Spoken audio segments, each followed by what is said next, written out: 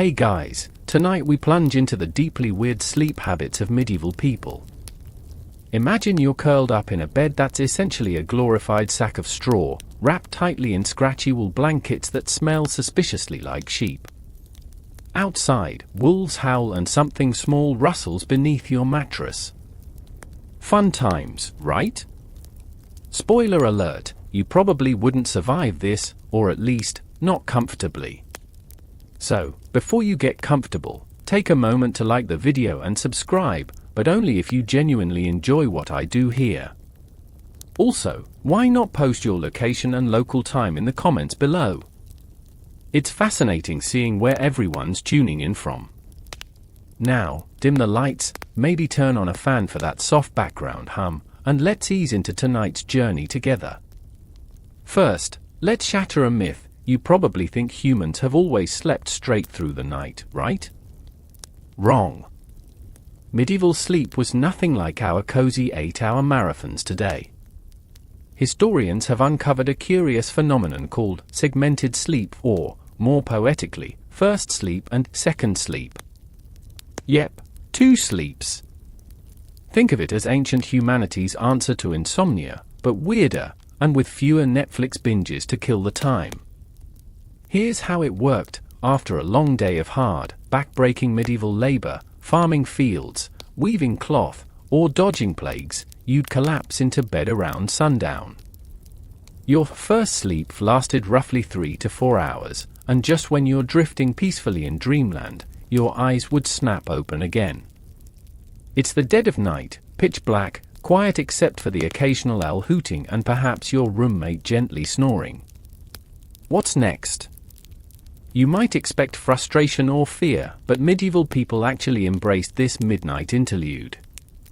They didn't lie awake staring at the ceiling, or that pesky rat scurrying overhead. Nope, they got busy. People genuinely looked forward to this eerie, middle-of-the-night interval. They saw it as a sacred pocket of time, perfect for reflection, prayer, or quiet intimacy. Yes, intimacy. Let's gently move past that detail, shall we? In fact, many medieval couples believed this quiet, secretive hour to be especially favorable for conceiving children, though historians still argue whether they genuinely preferred this timing or were simply making the best of interrupted rest. Imagine that conversation, "Honey, you're awake?" "Me too." "Want to expand our family tree tonight?" Definitely beats scrolling Instagram at 2 a.m., though arguably more tiring. Beyond romance, the midnight waking hour was prime time for a wide variety of peaceful, solitary activities. Monks and nuns cherished these silent midnight hours, calling them matins and using the darkness for extended prayer and spiritual contemplation. They recited psalms and hymns softly by candlelight, convinced the quiet darkness brought them closer to God. Ordinary villagers, meanwhile, might take advantage of this wakeful interval to stoke fires, check animals, or quietly mend clothes. Imagine your midnight hobby being sheep maintenance, beats endlessly scrolling TikTok, I suppose. We have intriguing evidence from medieval literature that this segmented sleep was widespread and totally accepted. Even medical texts from the era considered segmented sleep normal, healthy, and beneficial. Doctors advised patients to cherish their nightly wakefulness, suggesting that midnight reflection could cure everything from indigestion to melancholy. However, some modern researchers debate how universal this practice really was. Perhaps it was mostly limited to colder, northern climates with extended darkness. Still, there's enough written evidence from journals, court records, and religious manuals to suggest it was common practice across medieval Europe. Think about the implications for daily life, though. 2 separate sleeps meant a much longer nighttime rest period overall, often up to 12 hours. In a society without electric lighting, evenings were effectively dark and dull. After sunset, there wasn't much to do anyway. So sleeping twice made practical sense. You could fill the darkness with meaningful pauses. The deep quiet of midnight was a perfect stage for contemplation, prayer, or quiet creativity. maybe even writing poetry by flickering candlelight, as some medieval monks did. But there's another surprising twist here. Waking during the night might actually reflect a deeper, older human pattern that modern artificial lighting has effectively erased. Even experiments today, where people live without electric lights for several weeks, show that participants naturally slip back into segmented sleep patterns. Pretty wild, right?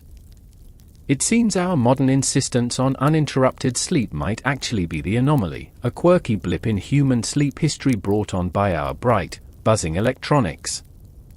Of course, segmented sleep wasn't all candlelight poetry and cozy midnight chats. It had its downsides, too. Waking in the night also meant waking in darkness. And medieval darkness was scary. No streetlights, no reassuring glow from digital clocks, just blackness. Your imagination could play some cruel tricks. Is that creaking sound just wind, or is it something more sinister? Medieval folklore and religious teachings were filled with warnings of demons, spirits, and restless souls wandering at night. Imagine waking up around midnight, heart pounding, convinced something shadowy is lurking at the foot of your bed.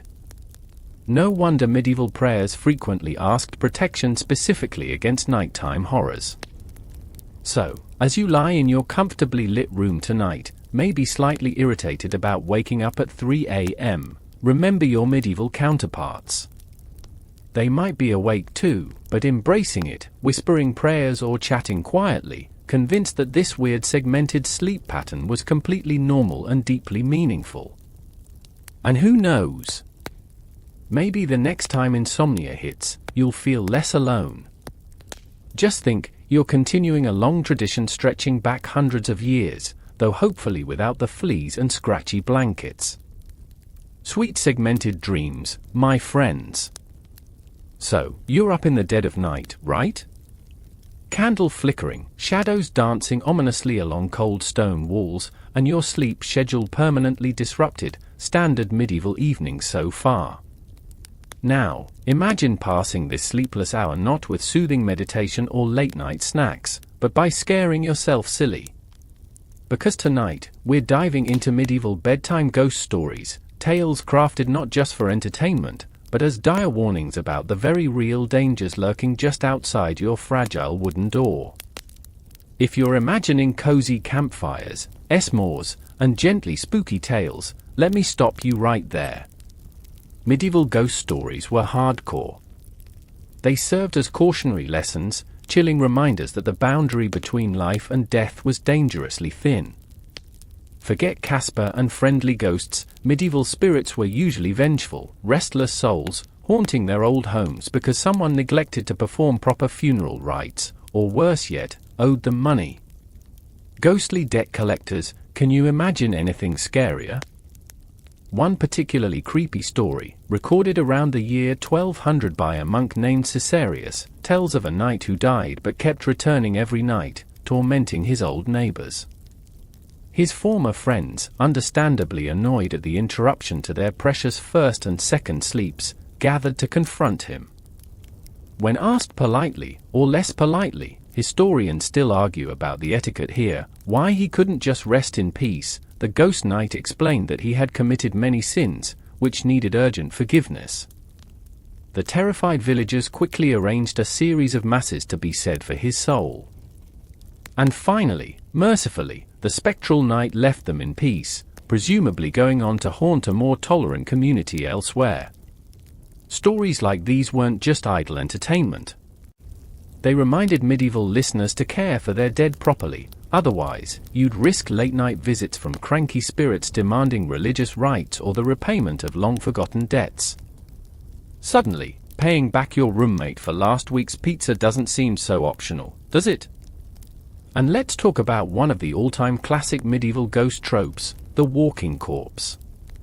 This wasn't a zombie apocalypse scenario, mind you, but medieval people believed strongly in the possibility of corpses rising from graves if funerals weren't correctly performed.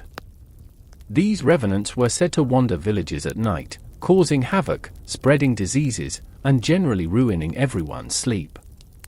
Imagine waking from your peaceful first sleep, looking out the window and seeing Uncle Ned staggering around the village green when Uncle Ned definitely died 2 weeks ago. Medieval zombie uncles definitely weren't the friendly, movie-night variety. The remedy for revenants? Exhuming the body, yep, gross, performing a variety of complicated rituals, and often burying the corpse face down to confuse the restless spirit. Honestly, that's one way to handle your unresolved family issues, though modern therapists might disagree. Medieval burial customs even included protective charms, iron nails, and herbs planted over graves specifically to keep restless souls underground. Another chilling tale popular in medieval Europe involved phantom animals, spectral black dogs that roamed lonely roads or forests after dark. Travelers who encountered these ghostly hounds, known ominously as Black Shuck-War the Barghest, were said to face imminent doom. Perhaps they'd lose their way forever, or fall gravely ill, or simply vanish into the night without a trace. These stories were particularly common in England, where lonely, mist-covered roads and dense forests provided the perfect spooky backdrop. Imagine traveling home at midnight from a neighbor's cottage, your heart pounding at every rustle in the hedges, convinced each shadow could hide a phantom beast eager to drag you into oblivion. Even today, some historians debate whether these spectral dog tales arose purely from superstition or were rooted in real encounters with large, mysterious animals roaming medieval Europe. But perhaps the creepiest medieval bedtime tales of all were stories of demons and devils actively targeting sleepers. Medieval texts often warned against nocturnal creatures like incubi and succubi, who supposedly visited innocent villages in the night, causing terrifying dreams or worse. Priests warned their congregations that sinfulness or lax spiritual discipline invited these evil spirits into your bedchamber. Think about that for a second. Going to sleep every night worrying your minor sins might attract literal demons. Makes modern bedtime anxieties seem mild by comparison, doesn't it? This explains why bedtime prayers and protective rituals became essential. Families regularly sprinkled holy water, carved religious symbols onto bedposts, or whispered prayers of protection every night. Even children learned simple nighttime chants to keep evil spirits at bay. You might think monsters under the bed were scary, but medieval kids worried about very real demons above, below, and beside them. In this context, even a simple nightly prayer became less about spiritual peace and more about avoiding demonic midnight visitors. Interestingly, medieval ghost stories often blurred seamlessly into morality tales, reinforcing church teachings and social rules. Misbehave, neglect your religious duties, or ignore your debts, and guess who's knocking at your door at midnight? Yep, the ghost of old Aunt Margaret, furious you never repaid her that bag of grain. The fear of supernatural revenge kept medieval villagers towing the line, obeying customs, rituals, and religious rules carefully, lest their nighttime visitors become more sinister than just nosy neighbors. Even more intriguing is that ghost sightings weren't dismissed as superstition but carefully recorded by chroniclers, treated almost like criminal reports. Medieval scholars debated seriously about how and why ghosts appeared, what they wanted, and how to appease them. Forget ghost hunting shows, medieval monks were genuinely preoccupied with how to exorcise wandering spirits effectively. They would spend days researching scriptures and rituals designed specifically to send pesky apparitions packing. So tonight, as you flick off your lights and settle into your modern, comfortable bed, spare a thought for medieval sleepers. Imagine drifting off knowing you might wake to find your deceased cousin standing at your bedside, demanding to know why nobody said enough prayers at his funeral. Or perhaps you'll spot a ghostly hound pacing the perimeter of your house, glowing eyes fixed eerily on your window. Suddenly, insomnia sounds preferable, doesn't it? Don't worry too much, though, your house probably isn't haunted. Probably. By now you've probably accepted that medieval sleep was weird, but it gets even weirder. Imagine it's a cold, drafty night, wind whistles through gaps in stone walls, and you're bundled up beneath blankets that haven't been washed since last summer. You shift slightly, trying to avoid a hard lump beneath you, which may or may not be a mouse nesting comfortably. But here's the kicker, you're not sleeping alone. Nope, not even close. Welcome to the crowded, awkwardly cozy horror show of medieval shared beds. Today, a bed all to yourself is practically a basic human right. But medieval Europe was crowded, and private sleeping space was rare. Beds weren't luxury, they were practical tools for warmth, survival, and saving space. In fact, sharing your bed with family members or even strangers wasn't just common, it was the norm. Think about it, families regularly pile together into a single large bed, parents snoring loudly, children elbowing each other, infants wailing, everyone tossing and turning. Privacy? Forget it. It was all elbows, knees, and the occasional involuntary kick. Like trying to sleep on a long-haul flight, but forever. If you're imagining cozy, affectionate snuggles beneath warm blankets, let's adjust that picture slightly. Sharing beds wasn't purely about love or closeness, it was primarily about warmth. Medieval homes were notoriously drafty and poorly insulated. Even castles, grand as they seem, had stone walls that trapped the cold and magnified chills. Your family members were essentially human hot water bottles, your siblings and parents necessary allies in the fight against frostbite. Honestly, a human sandwich of warmth sounds kind of adorable until you remember medieval hygiene, or lack thereof. Personal cleanliness wasn't exactly a medieval strong point. Baths were sporadic, laundry rarely done, and bedding was infested with lice and fleas. You can almost feel the itchiness just thinking about it. People commonly believed that bathing too frequently could invite sickness, as it supposedly opened pores to evil vapors. It's genuinely baffling to modern minds, but medieval villagers would go weeks or even months without a proper bath, especially in winter. So imagine climbing nightly into bed alongside several unwashed family members, each bringing their own itchy insect companions along for the ride. Sweet dreams? And here's a bonus horror for you, bed sharing wasn't limited to immediate family.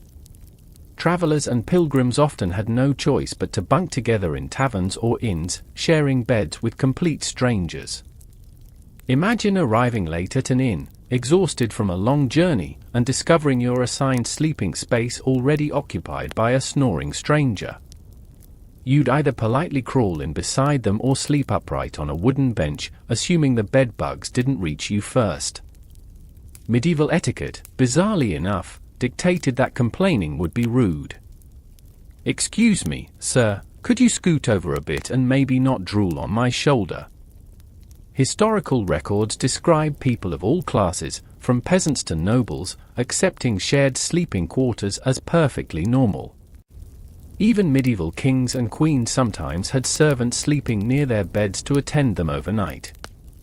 This arrangement was partly convenience and partly security. Nothing says protection like someone else between you and an assassin's blade. Still, can you imagine the awkwardness of having your butler snoring gently beside you, your royal foot poking him awake periodically because he's hogging all the sheets? Speaking of sheets, bedding itself was another horror entirely. Mattresses were typically stuffed with straw or hay, materials known to harbor fleas, ticks, and tiny rodents. Forget memory foam, medieval beds had memory mice, remembering exactly where they left last night's crumbs. Wealthier households might have feather beds or mattresses stuffed with wool, slightly more comfortable but equally capable of housing creepy crawlies. And let's not even mention the smells. Sleeping conditions were truly a sensory overload of the worst kind, itchy, smelly, noisy, crowded. Medieval sleep truly was survival sleep, not restful luxury. Historians still argue whether medieval people genuinely didn't mind these sleeping arrangements or simply tolerated them because they knew nothing better. Some researchers suggest that close sleeping arrangements strengthened family bonds and provided emotional comfort, helping medieval communities cope with life's hardships.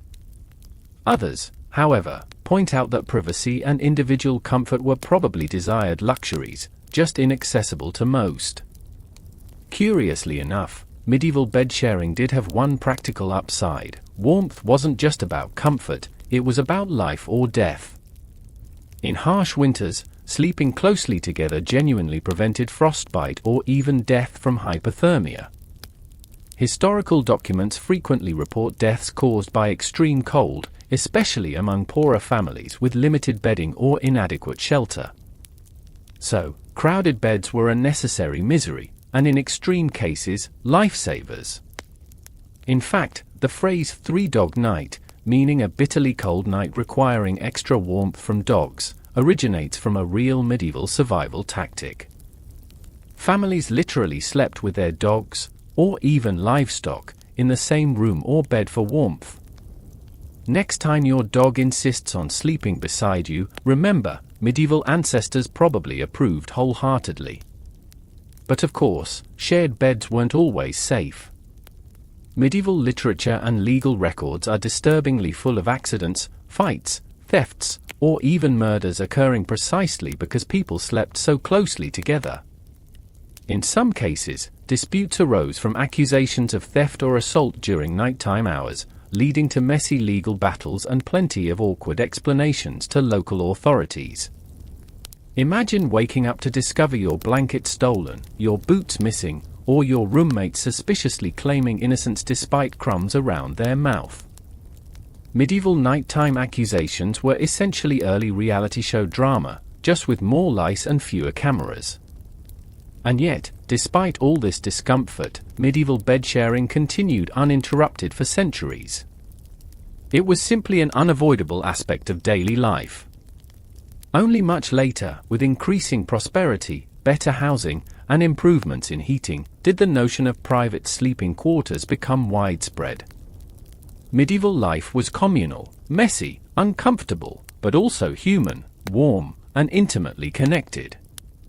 Whether out of necessity or genuine affection, medieval families faced the nightly ritual of piling into crowded beds together, surviving winter, disease, and rodents collectively. And maybe, just maybe, that human closeness offered them a bit of comfort against the harsh medieval darkness. Tonight, when you stretch out luxuriously in your private bed, spare a thought for your medieval predecessors squeezed awkwardly alongside family, strangers, or even livestock. You might have trouble sleeping occasionally, but at least you're not stuck next to a drooling stranger or a snoring sheep. Rest well, alone and unbothered, though perhaps give your bedding a quick check for unexpected roommates, just in case. You're tucked in, finally getting comfortable after wrestling with itchy medieval sheets and suspicious straw lumps beneath you. Now, imagine you still can't drift off, not because you're cold, uncomfortable, or crowded in bed, but because your nightly prayers and bedtime rituals take forever. Welcome to the deeply elaborate and often weird world of medieval prayer routines, the nightly spiritual armor designed to keep your dreams demon-free and your soul out of danger. Today, bedtime prayers might seem quaint or optional, maybe a quick whispered thanks or gentle request for tomorrow's good fortune. But medieval people took nighttime prayer seriously. Very seriously. Going to sleep wasn't just rest, it was preparation for spiritual warfare. After sunset, the boundaries between the natural and supernatural blurred, demons roamed freely, and evil spirits whispered temptations into sleeping ears. To medieval minds, the night was genuinely dangerous. Sleep wasn't guaranteed peace, it was a vulnerable state where souls risked eternal peril, or at the very least, really unpleasant nightmares. Let's set the scene properly. It's late, your candle flickering in the drafty room, casting monstrous shadows across stone walls.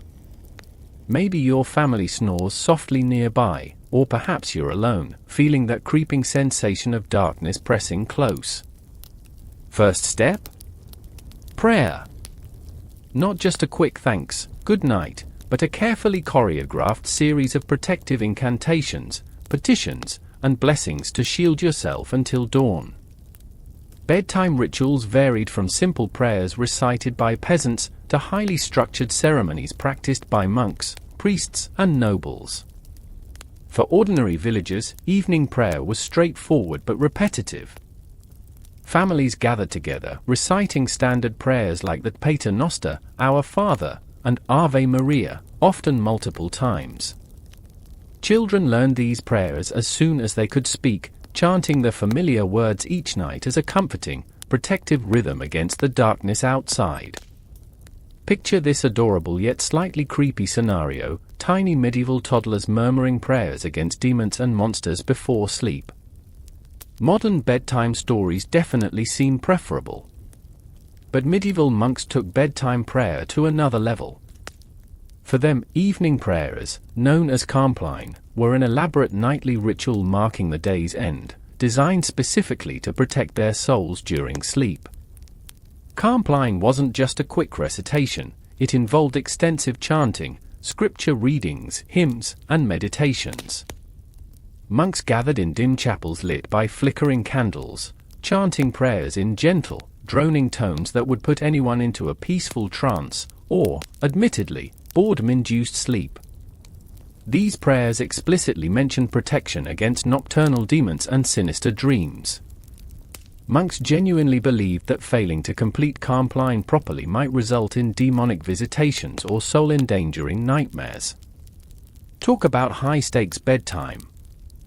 Nobles, too, had elaborate bedtime rituals, though these often involved priests or servants to assist. Wealthy households might have private chapels attached to their bedrooms, or religious servants who read prayers aloud until their masters fell asleep.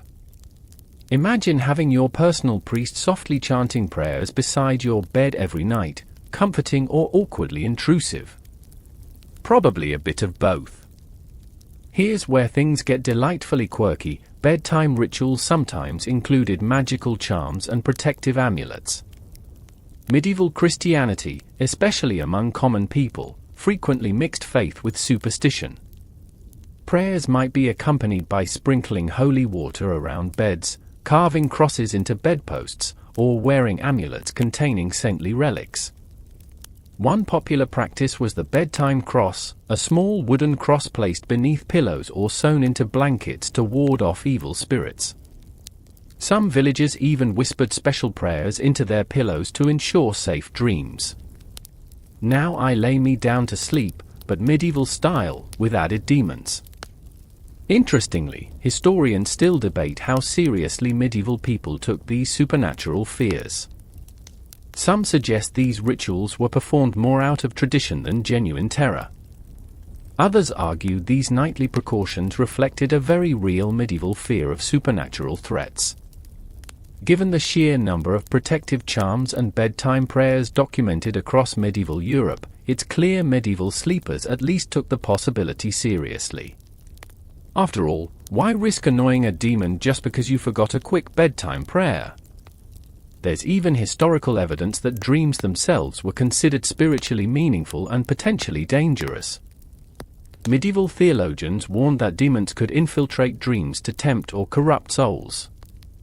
Dreams were treated with caution. Good dreams might foretell blessings, while nightmares were often interpreted as demonic influence or divine warnings. Imagine waking from a disturbing dream convinced you've received a personal warning from God or, worse, that a demon had visited your bedchamber. No wonder medieval sleepers invested so much effort into nightly protection. And if standard prayers didn't help your insomnia or protect against nightmares, medieval sleepers had plenty of extra rituals to fall back on. There were special prayers dedicated to particular saints known to guard against nighttime threats. Saint Michael the Archangel, for example, was considered particularly powerful against demonic activity, while Saint Christopher protected travelers and wanderers in sleep. If nightmares persisted, villagers turned to their priests or even local herbalists for specialized charms and prayers. One curious medieval remedy involved placing parchment scrolls inscribed with prayers directly beneath bedding. Uncomfortable, yes, but clearly worth it if demons stayed away. All these rituals weren't merely religious, they were practical. Medieval sleep habits, as we've seen, were disrupted, uncomfortable, and frequently interrupted by midnight wakefulness or terrifying folklore. Nighttime prayers provided psychological reassurance, helping medieval sleepers feel protected despite their frightening surroundings. Those whispered incantations, gentle hymns, and carefully placed charms created a comforting ritual that transformed bedtime from frightening darkness into something controllable and familiar. So tonight, when you casually whisper a quick goodnight prayer or simply drift peacefully to sleep without worry, spare a thought for your medieval predecessors. Imagine yourself chanting prayers against the darkness, carving protective symbols into your bedpost, or placing tiny crosses beneath your pillow. These bedtime rituals, bizarre as they might seem, were medieval humanity's comforting defense against a genuinely scary nighttime world. Sweet, protected dreams, my friends, and don't worry, you're probably safe without the bedtime cross beneath your pillow. Probably. Alright, let's recap. You've endured itchy straw mattresses, bedtime ghosts, endless prayers, and crowded beds.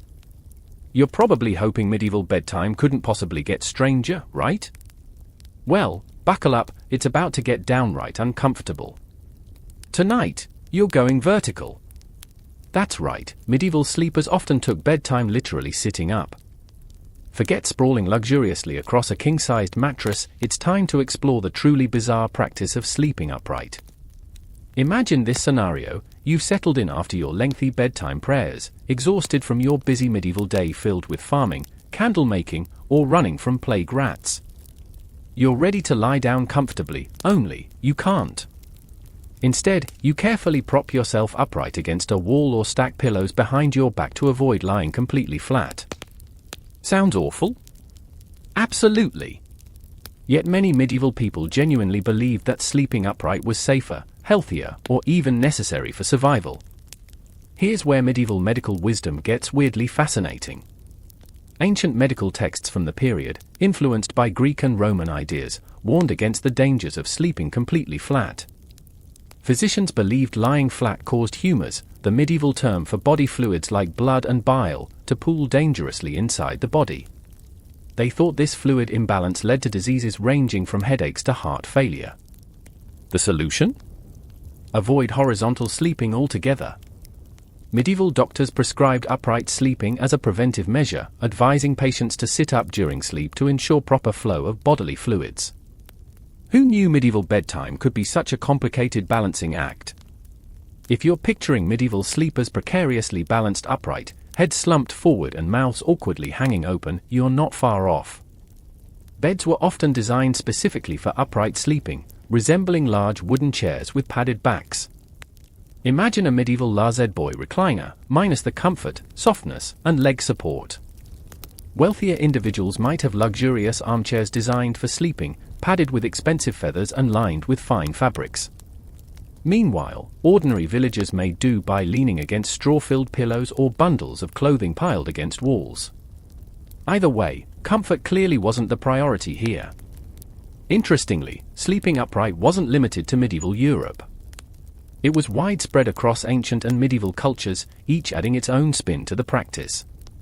Egyptian and Greek medical traditions also favored elevated sleeping positions, believing it aided digestion and prevented diseases like pneumonia.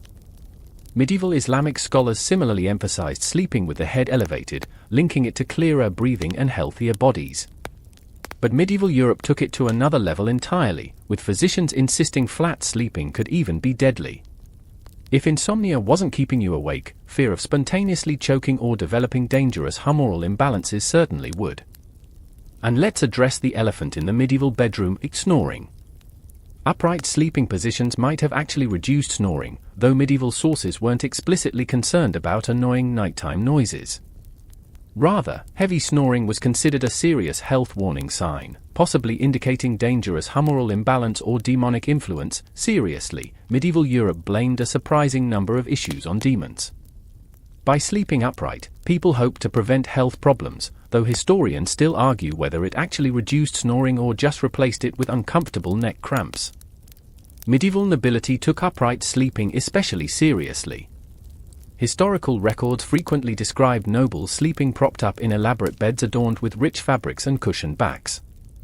Queen Elizabeth I of England famously preferred sleeping semi-upright, believing it maintained her dignity and protected her health. Medieval portraits sometimes depict nobility reclining elegantly but distinctly upright, emphasizing their sophistication, control, and adherence to medical advice. It's strange to think that even sleep itself could become a medieval status symbol, horizontal sleeping apparently being too common, too risky, or simply too undignified. Upright sleeping even had spiritual dimensions. Medieval religious orders sometimes instructed monks and nuns to sleep sitting up or reclining slightly to practice humility and vigilance. Lying completely flat, they argued, encouraged excessive comfort and spiritual laziness. Sleeping upright was uncomfortable enough to prevent deep, luxurious sleep, thereby promoting regular nighttime prayers and meditations. In essence, medieval monks embraced uncomfortable sleeping precisely because it kept them spiritually alert, nothing like a sore neck and stiff back to encourage midnight reflection. But let's talk reality check. Could medieval people genuinely sleep deeply while sitting upright? Modern experiments show that people can indeed adapt to sleeping upright, though comfort and sleep quality suffer significantly. Medieval people probably grew accustomed to lighter, more fragmented sleep, a natural consequence of frequent awakenings, uncomfortable positions, and disrupted nights. Their fragmented, shallow sleep patterns might even explain their willingness to embrace midnight waking periods. After all, who could sleep deeply when constantly worried about choking on their own bodily fluids? Still, not everyone bought into the upright sleeping trend. Many medieval villagers continued sleeping horizontally, dismissing medical theories as impractical or simply unbearable. Ordinary families, crowded together for warmth, probably couldn't afford individual upright beds or special chairs. Historians suggest upright sleeping was more common among the wealthy or clergy, who could afford specially designed furniture or had religious motives to sacrifice comfort. For most medieval villagers, horizontal sleep remained practical and necessary, even if occasionally risky according to medieval doctors. Upright sleeping persisted sporadically through later centuries but gradually faded as medical theories evolved and more comfortable sleeping arrangements emerged. By the Renaissance, sleeping horizontally regained popularity, and upright beds became quaint relics of a strange medical past. Today, upright sleeping survives mostly in hospitals, airplanes, or long car rides, rarely enjoyable, occasionally necessary, and almost always miserable. So tonight, as you lie blissfully flat beneath cozy covers, spare a moment to appreciate your horizontal privilege. Picture yourself sitting upright, back aching, neck stiff, wondering why your fluids stubbornly refuse to balance properly. Consider briefly the medieval doctors who insisted upright sleeping could save your life, and then relax comfortably into your soft mattress, thankful those days are long gone. And hey, if you do happen to nod off upright on the couch, remember, you're merely continuing a bizarre medieval tradition. Just maybe don't mention demons or humors when explaining your nap to confused family members. Rest horizontally tonight, no upright balancing acts required. So, you're starting to get the hang of medieval sleep, right? You've survived straw mattresses, ghostly visitations, crowded beds, endless bedtime prayers, and even the horror of sleeping upright. But just when you think you've wrapped your head around medieval nighttime weirdness, there's another surprise lurking: midnight socializing. Yep, you heard me right. While modern society treats waking at night as a frustrating inconvenience, medieval folks turned it into a full-on social event. Imagine this: your first sleep is complete. It's around midnight, pitch black, and the village is silent, except it's not. Soft murmurs drift through windows, candles flicker in neighbors' homes, and occasionally you hear someone quietly knocking on doors down the street. What's happening? Welcome to the medieval midnight social hour, a time when neighbors chatted, lovers whispered, and families quietly gathered around small, flickering hearths. Strange as it seems today, medieval people genuinely cherished these brief nighttime interludes, turning insomnia into intimate moments of human connection. Historians refer to this practice as part of segmented sleep, the medieval habit of splitting sleep into two parts separated by wakefulness. But medieval midnight wakefulness wasn't always solitary meditation, it was surprisingly social. During this gap between first sleep and second sleep, many villagers left their beds, wandered outside, or visited neighbors. They exchanged news, discussed problems, and even tackled household chores. Imagine waking in the dead of night to bake bread, mend clothes, or casually chat with your neighbor about crop rotations or village gossip. Honestly, medieval midnight sounds like the original social network, complete with nocturnal status updates. But why socialize at midnight at all? First off, medieval homes were small, crowded, and often lacked privacy during daylight hours. Daily work was grueling and exhausting, leaving little opportunity for relaxed conversations or intimacy. Nighttime wakefulness, however, provided rare moments of quiet, personal space, perfect for socializing without interruptions. Lovers whispered quietly beneath moonlit windows, neighbors discreetly exchanged gossip by candlelight, families bonded over whispered stories. Medieval midnight wasn't inconvenient, it was a cherished, peaceful interlude, an intimate pause amid hard daily lives. And it wasn't just small talk. Midnight gatherings often had practical purposes. Families might rise quietly to tend fires, prepare food, or check livestock. Neighbors sometimes helped each other with urgent nighttime tasks, like assisting with sick children or repairing damaged roofs after storms. Midnight wakefulness became a kind of communal night shift, villagers supporting one another in small, essential ways that strengthen bonds and communal trust. Interestingly, medieval literature often references nighttime interactions, revealing a shared cultural acceptance of this practice. Poetry, letters, and court records casually mention midnight visits or conversations, treating them as perfectly normal occurrences. Even medieval medical texts recognize socializing as a beneficial use of nighttime wakefulness, recommending it as a healthy distraction from anxieties or dark thoughts. Medieval doctors literally advised people to chat quietly with neighbors if troubled by sleeplessness. Imagine prescribing midnight gossip sessions to cure insomnia today. Yet historians still argue over how common midnight socializing truly was. Some suggest these nighttime encounters were primarily rural, small village practices. Others believe it happened frequently across medieval Europe, documented casually because it was simply unremarkable. Regardless, enough historical records exist to show it was widespread and culturally acceptable, if occasionally puzzling to modern observers. And let's be honest, midnight socializing wasn't always cozy and peaceful. Imagine waking from your peaceful first sleep to find neighbors knocking insistently at your door, eager to gossip or borrow tools. Medieval privacy was practically non-existent, and midnight interruptions could become irritating or intrusive. Nighttime quarrels occasionally erupted between neighbors arguing loudly in streets, their disputes echoing through otherwise silent villages. Medieval midnight drama sounds suspiciously like reality television, minus cameras and with more sheep bleating in the background.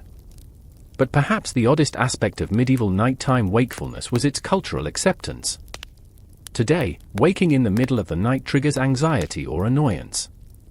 In medieval society, it triggered opportunities for community, intimacy, and cooperation.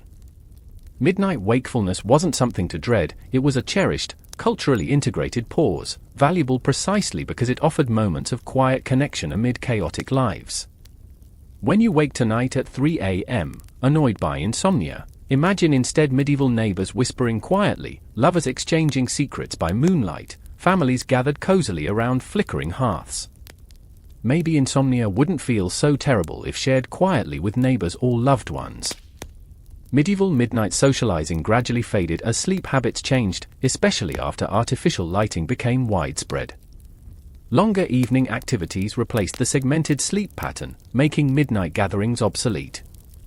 Today, midnight visits from neighbors might provoke calls to police rather than friendly conversations. Yet medieval midnight socializing offers a fascinating glimpse into a world where insomnia wasn't isolating, it was communal, comforting, and entirely normal. Tonight, if insomnia strikes again, try picturing your medieval self stepping quietly outside beneath moonlight, greeting neighbors softly, exchanging whispered stories or lending a hand with quiet chores. Sure, it sounds strange, maybe uncomfortable, but also deeply human, a gentle reminder that nighttime wakefulness need not be lonely. It can be a shared, peaceful pause, a moment of genuine connection, whispered beneath starlight. Rest well, friends, and if you wake tonight, consider whispering a gentle greeting to the darkness. Maybe medieval sleepers had the right idea after all. So, you're starting to see how genuinely bizarre medieval bedtime could be, right? You've endured itchy straw mattresses, haunted midnight hours, and beds crowded tighter than rush-hour subway cars.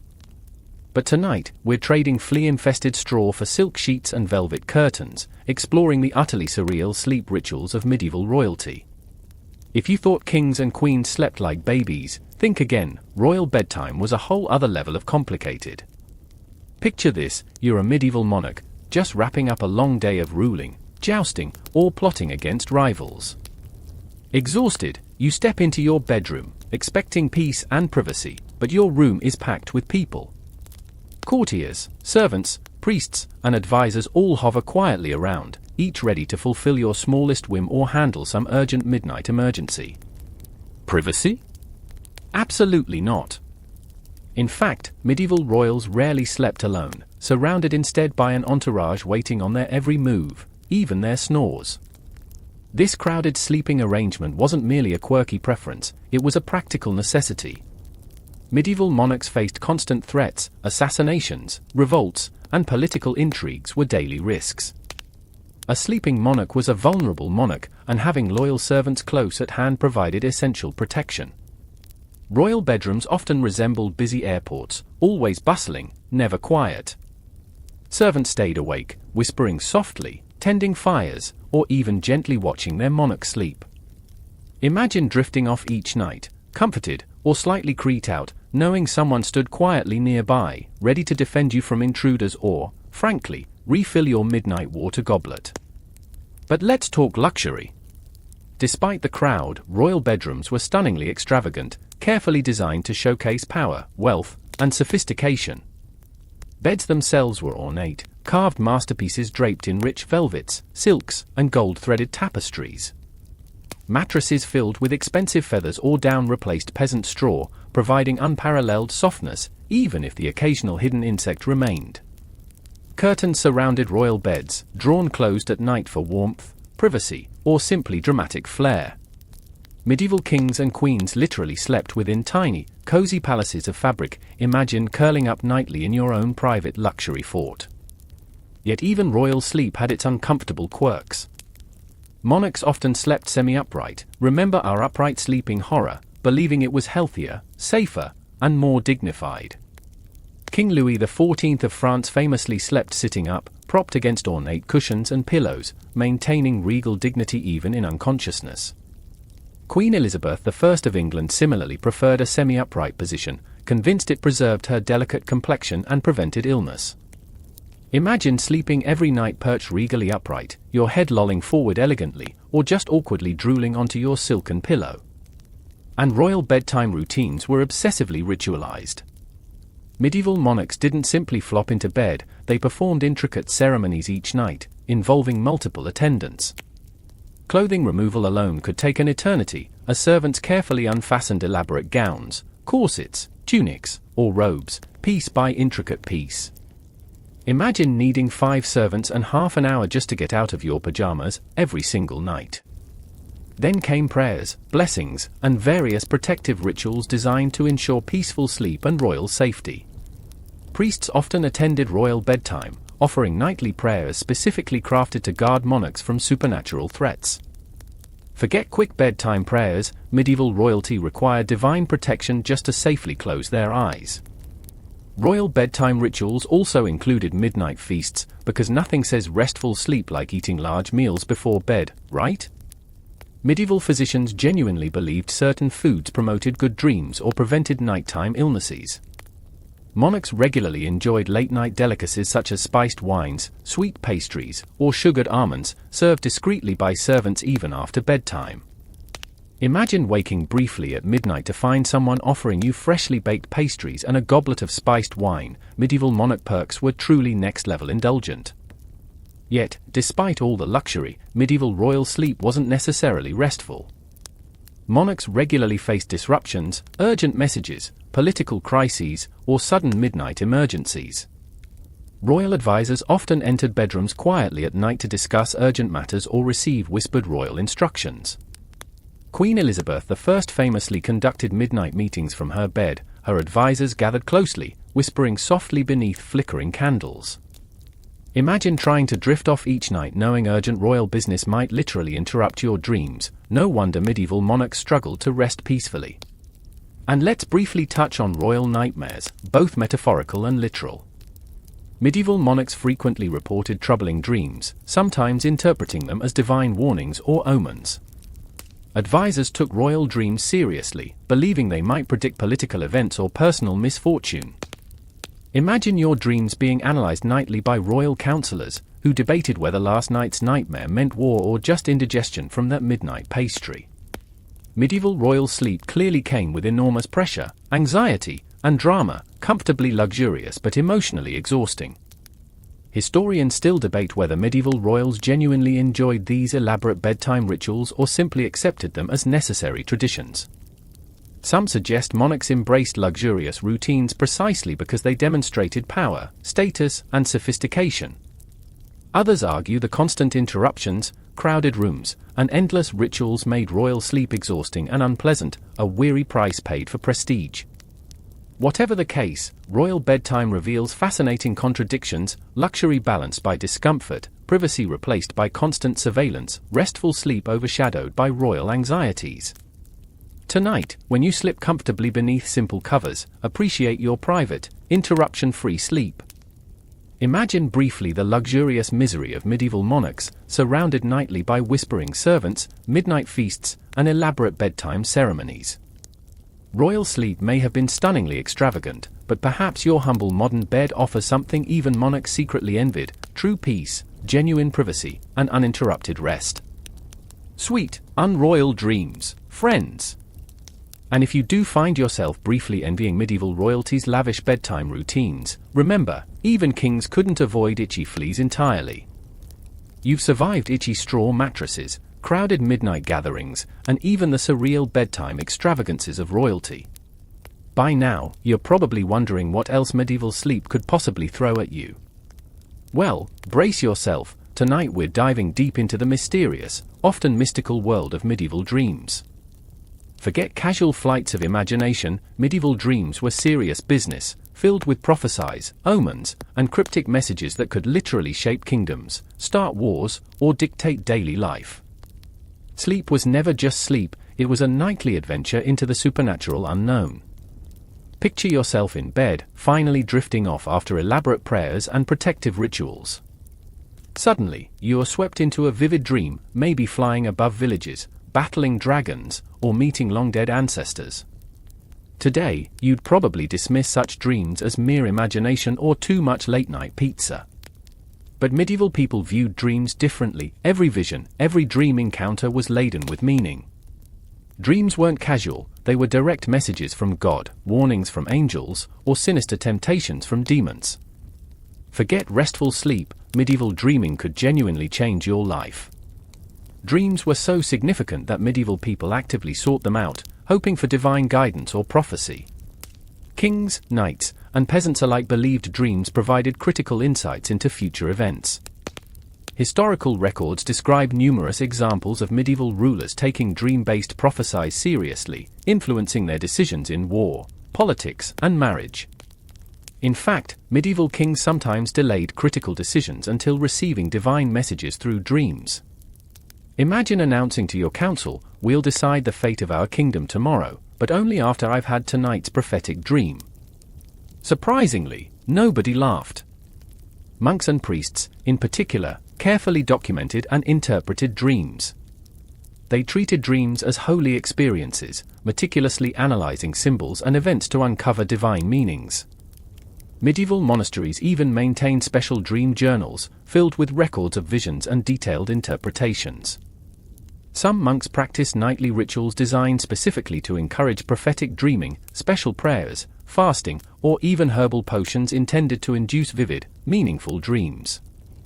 Imagine medieval monks quietly sipping dream-inducing potions, eager to receive tonight's heavenly message, hopefully without confusing it for ordinary indigestion.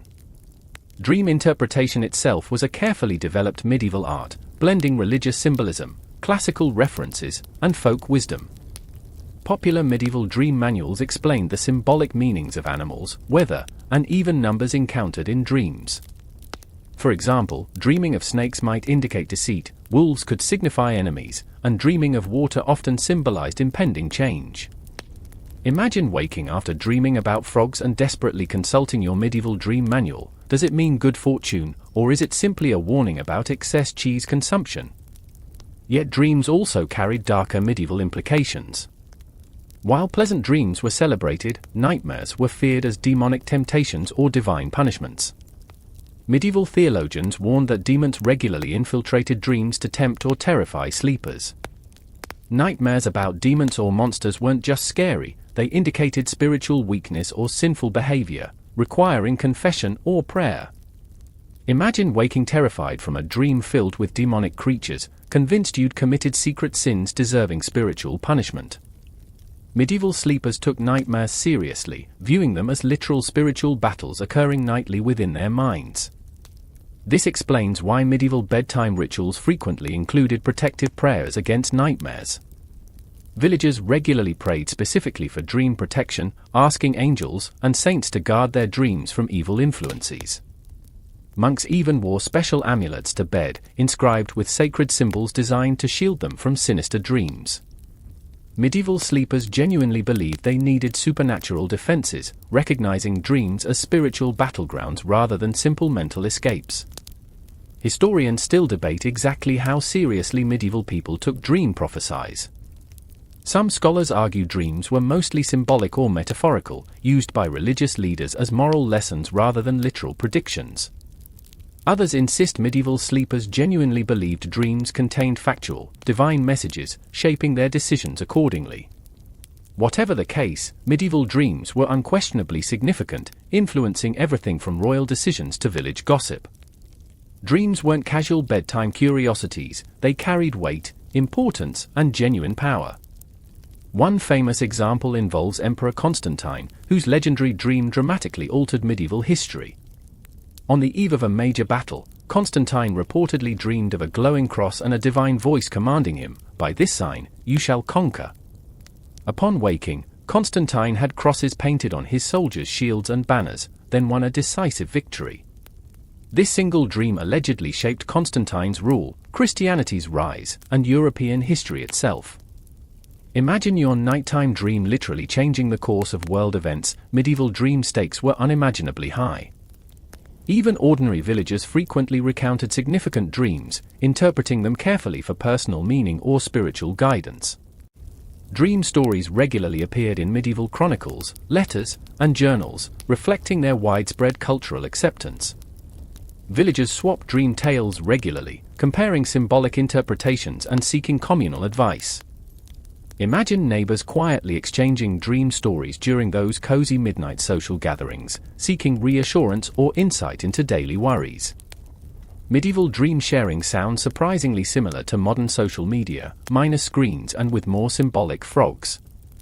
Of course, medieval dream interpretation occasionally led to misunderstandings or even political crises. Dreams predicting disasters or betrayals could spark paranoia, accusations, or even violence. Monarchs frequently executed suspected traitors based solely on dream revelations, convinced they'd received divine warnings. Medieval chronicles document multiple instances where dreams directly caused political upheaval, kings dethroned, courtiers imprisoned, alliances shattered.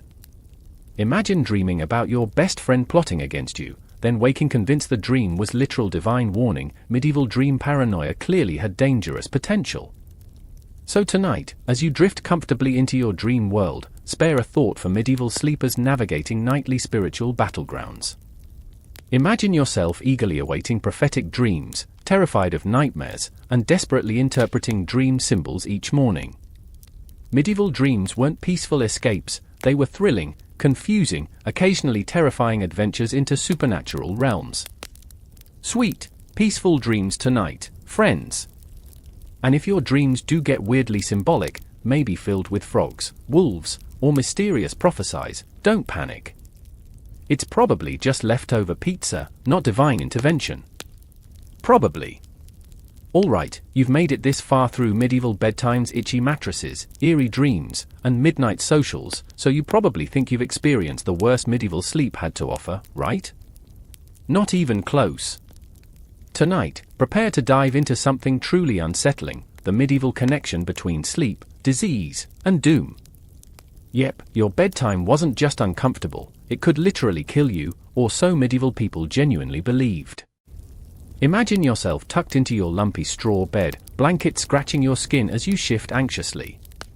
It's cold, and outside, you hear rats scurrying across rooftops and something splashing suspiciously nearby.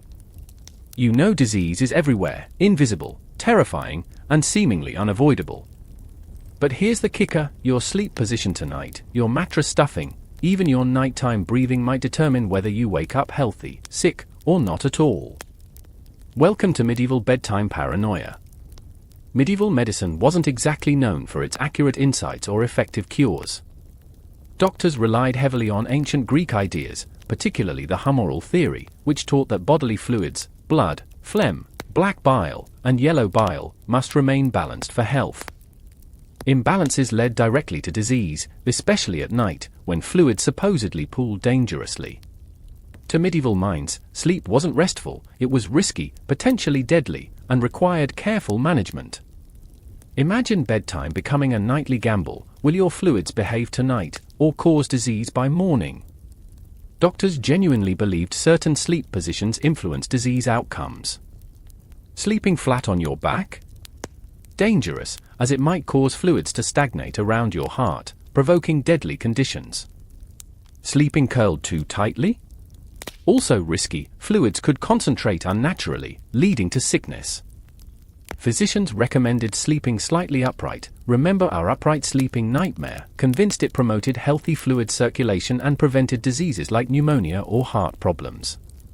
Imagine desperately rearranging pillows nightly, convinced improper sleeping could kill you. And mattress materials mattered too. Doctors warned against certain stuffing, like damp straw, feathers, or wool, claiming it harbored dangerous vapors capable of poisoning sleepers overnight. Damp mattresses, they argued, produced harmful miasmas, invisible toxic fumes thought responsible for diseases such as plague or tuberculosis. Medieval villagers thus carefully aired bedding regularly, anxious to prevent deadly nighttime fumes from accumulating. Imagine your bedding becoming a literal disease risk, prompting nightly paranoia about invisible poisons rising subtly from beneath you. Speaking of invisible threats, let's talk medieval nighttime air, specifically, the terrifying night air medieval people genuinely feared. Doctors and villagers alike believed nighttime air carried dangerous miasmas capable of causing disease or even death. Windows were kept tightly closed at night, shutters latched firmly, beds positioned away from drafts. Medieval homes often became stiflingly stuffy at night, unpleasant, but preferable to risking exposure to deadly nighttime breezes. Imagine lying awake, sweating beneath thick blankets, terrified of the slightest draft creeping through your window. Historically, this fear of night air actually intensified during medieval outbreaks of plague or other contagious diseases. People blamed mysterious nighttime miasmas for spreading sickness rapidly through communities.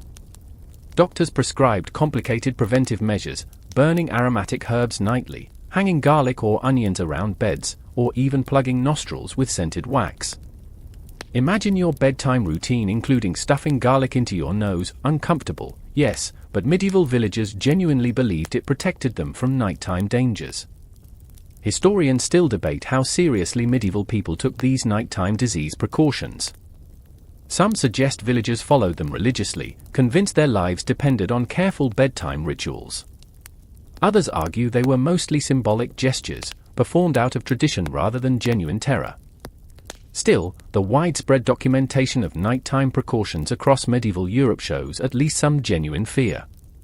Medieval sleep wasn't casual, it was a nightly struggle against invisible enemies lurking in darkness, capable of striking at any moment. Even snoring, an annoyance today, carried sinister medieval implications. Heavy snoring indicated humoral imbalance, possible heart problems, or even imminent death. Villagers viewed chronic snorers with suspicion, whispering anxiously about their poor health or moral failings. Medieval texts sometimes even suggested snoring was evidence of demonic possession. Imagine being accused of harboring demons simply because you snored loudly at night. Medieval bedtime wasn't just uncomfortable, it could literally damage your social standing. And nightmares themselves held dangerous health implications. Doctors warned that recurring nightmares or night terrors indicated bodily imbalances needing urgent medical attention. Medieval patients frequently consulted physicians specifically about disturbing dreams, convinced nightmares were symptomatic of serious internal diseases. Imagine consulting your doctor today, anxiously describing last night's nightmare about dragons. Medieval physicians would immediately check your humoral balance, prescribing elaborate remedies ranging from herbal teas to bloodletting.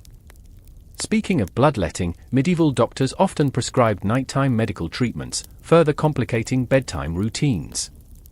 Patients might undergo bloodletting right before bed, believing it prevented dangerous fluid buildup overnight. Others swallowed strange nighttime potions intended to balance humors, improve dreams, or prevent diseases. Imagine your bedtime routine involving carefully measured herbal potions, desperate to avoid nightly health disasters. But let's consider the darker reality briefly. Medieval people genuinely had reason to fear nighttime diseases.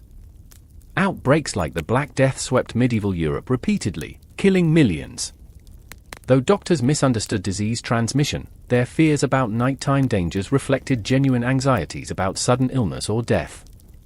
Nighttime paranoia wasn't purely irrational, it was a coping mechanism against an uncontrollable, deadly reality medieval villagers faced regularly. Imagine bedtime becoming genuinely terrifying, each night bringing invisible threats capable of devastating your village.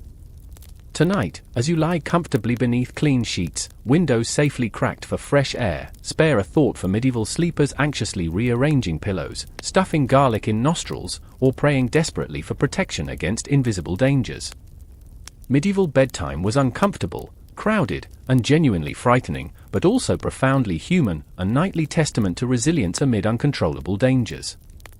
Sleep well, friends, and don't worry about nighttime miasmas or sinister mattress fumes tonight. Your biggest bedtime threat tonight is probably just forgetting to silence your notifications. Probably.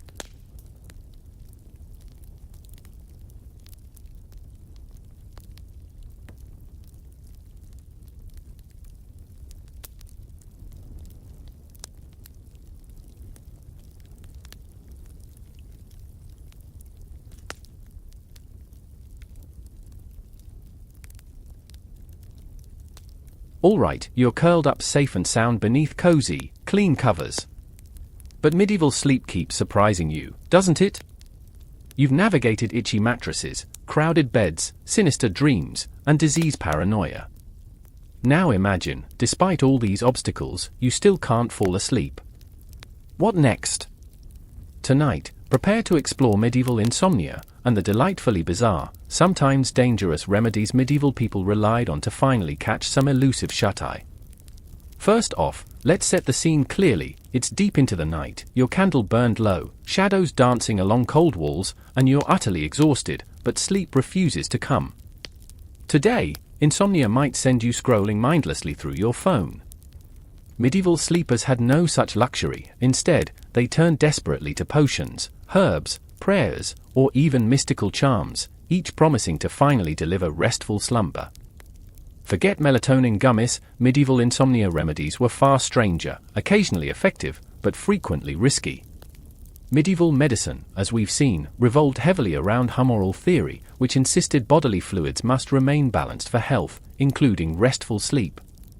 Insomnia was often blamed directly on imbalanced humors, too much blood or bile causing restlessness, overheating brains, or unsettling dreams. Medieval doctors thus tackled insomnia aggressively, often prescribing remedies intended specifically to rebalance humors. Unfortunately, these remedies could be deeply unpleasant. Imagine bloodletting right before bed, intended to drain excess blood and finally allow peaceful sleep. Nighttime bloodletting became surprisingly common, despite obvious discomforts, and bloodstains ruining bedding. If bloodletting seems extreme, medieval herbal remedies could be equally unsettling. Physicians frequently recommended complex bedtime herbal potions, each carefully measured and brewed to induce sleep. Herbs like valerian, poppy, chamomile, and lavender appeared frequently in insomnia remedies, still familiar to modern herbalists today. But medieval recipes also featured stranger ingredients like crushed snails, powdered owl feathers, or even pulverized mice. Imagine brewing your nightly tea, carefully stirring crushed snails into boiling water, convinced tonight's concoction might finally defeat insomnia. Medieval herbal remedies clearly ranged from comforting teas to outright bizarre concoctions. Speaking of bizarre, medieval sleep charms deserve special mention. Physicians and villagers alike regularly relied on mystical remedies alongside medical treatments, convinced supernatural intervention could finally cure insomnia. Popular sleep charms included writing prayers or magical symbols on parchment, then placing it beneath pillows or bedding. Some villagers wore special amulets inscribed with sleep-inducing symbols or saintly blessings, convinced their mystical power would finally ensure restful slumber. Imagine falling asleep nightly clutching parchment scrolls, amulets, or even animal bones, convinced these strange charms offered magical insomnia cures. Historians still debate whether medieval sleepers genuinely believed in charms' supernatural effectiveness or simply embraced their psychological reassurance. Regardless, charms appeared widely in medieval bedtime rituals, suggesting widespread cultural acceptance. Even monasteries occasionally documented sleep charms, monks quietly experimenting with mystical insomnia cures alongside prayers and herbal remedies. Imagine medieval monks discreetly placing sleep charms beneath pillows, slightly embarrassed but willing to try anything against relentless insomnia. Medieval sleepers also relied heavily on bedtime prayers specifically designed to promote restful sleep. Special prayers addressed saints known specifically for curing insomnia, like Saint Dymphna, patroness of mental health, or Saint Giles, believed to protect against nighttime disturbances. Families regularly prayed aloud together nightly, begging divine intervention to finally achieve restful sleep. Monasteries conducted elaborate bedtime prayers, remember Compline, explicitly seeking protection against insomnia. Imagine nightly prayers becoming desperate pleas, begging saints to intervene before another sleepless night stretched endlessly before you. Yet medieval insomnia wasn't always considered purely medical, it could also signify spiritual troubles or even demonic attacks. Chronic sleeplessness suggested sinful behavior, spiritual neglect, or direct demonic interference. Priests regularly counseled insomniacs to confess sins, perform penance, or strengthen spiritual discipline, convinced spiritual neglect directly caused insomnia. Imagine confessing sin specifically because insomnia plagued you nightly. Medieval sleep clearly carried spiritual pressures alongside medical concerns. For more severe insomnia, medieval people occasionally resorted to strange or dangerous solutions. Historical records describe insomniacs consuming opium-based remedies, potent enough to induce deep, but potentially lethal, sleep. Physicians cautiously prescribed opium or potent herbal sedatives as last resort measures against relentless insomnia, aware of their dangerous addictive potential. Imagine facing insomnia so severe that dangerous sedatives seemed preferable to endless sleepless nights. Medieval sleep desperation clearly had genuine consequences. Even stranger medieval remedies involved directly manipulating sleep environments. Medieval texts sometimes recommended rearranging bedding, positioning beds according to celestial alignment, or adjusting room temperatures precisely to induce sleep. One curious remedy involved placing the bed facing north-south alignment, convinced this promoted better humoral balance and restful sleep. Imagine rearranging your bedroom furniture nightly, desperately hoping proper celestial alignment might finally end your insomnia. Interestingly, medieval insomnia remedies sometimes genuinely worked. Herbal potions featuring valerian or chamomile occasionally induced mild sedation, providing genuine relief. Gentle prayers or reassuring sleep charms probably offered psychological comfort, helping anxious sleepers finally relax. Even nighttime bloodletting, while unpleasant, sometimes temporarily relieved symptoms associated with genuine medical conditions causing insomnia. Medieval remedies clearly ranged widely from effective to ridiculous, but sleepers embraced them all, desperate for elusive restful nights. Tonight, as you comfortably drift toward restful sleep, spare a thought for medieval insomniacs, anxiously brewing crushed snail tea, clutching mystical charms, or whispering desperate prayers beneath moonlight. Medieval insomnia wasn't just uncomfortable, it was exhausting, frustrating, sometimes dangerous, and always deeply human.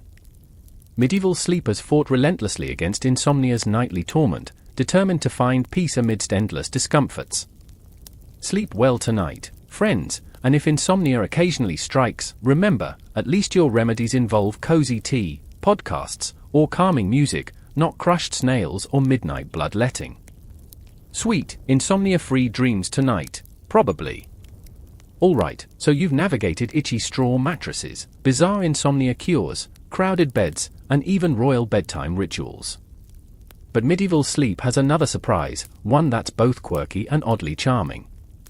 Tonight, imagine sharing your bedroom not just with family or neighbors, but with animals. Yes, actual livestock. Medieval villagers frequently shared sleeping spaces with their cows, pigs, chickens, sheep, or even the occasional donkey. Welcome to medieval bedroom zoology, a bedtime practice that's equal parts adorable, practical, and downright weird. First, let's paint the scene clearly. It's late at night, and you're settling into bed beneath scratchy wool blankets, exhausted from your long medieval day of farming, weaving, or dodging plague rats. Around you, your family softly snores, shifting occasionally beneath blankets. But alongside your human companions are quieter sleepers, perhaps a sleepy sheep curled beside the fireplace, a family pig snoring gently in the corner, chickens roosting comfortably nearby. Cozy? Possibly. Strange? Definitely. Yet medieval villagers genuinely embraced these nightly animal roommates, treating them not merely as livestock but as beloved family members or essential bedtime companions. But why share your precious sleeping space with animals at all?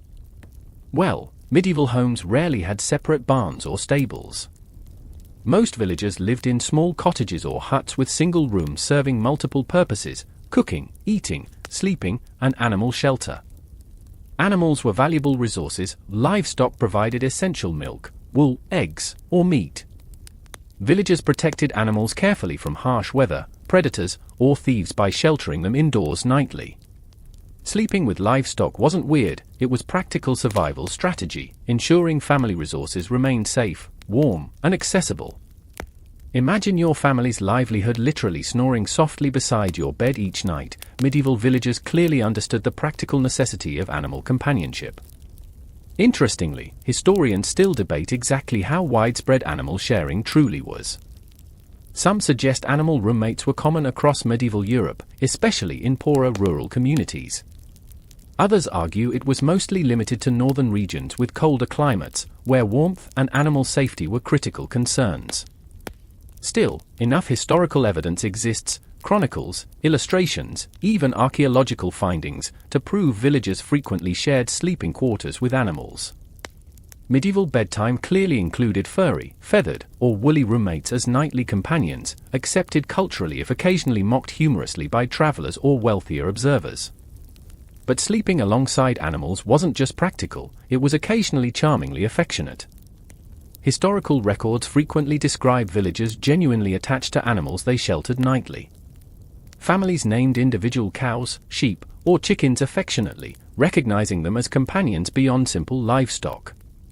Medieval diaries occasionally mention villagers comforting sick animals overnight, carefully tending them beside beds or hearths. Imagine waking briefly at midnight, softly petting a favorite sheep curled comfortably beside you. A medieval animal companionship clearly had genuine emotional bonds. Animal roommates also provided essential warmth during cold medieval nights. Northern European winters were notoriously harsh, and homes rarely insulated effectively against biting winds or snow.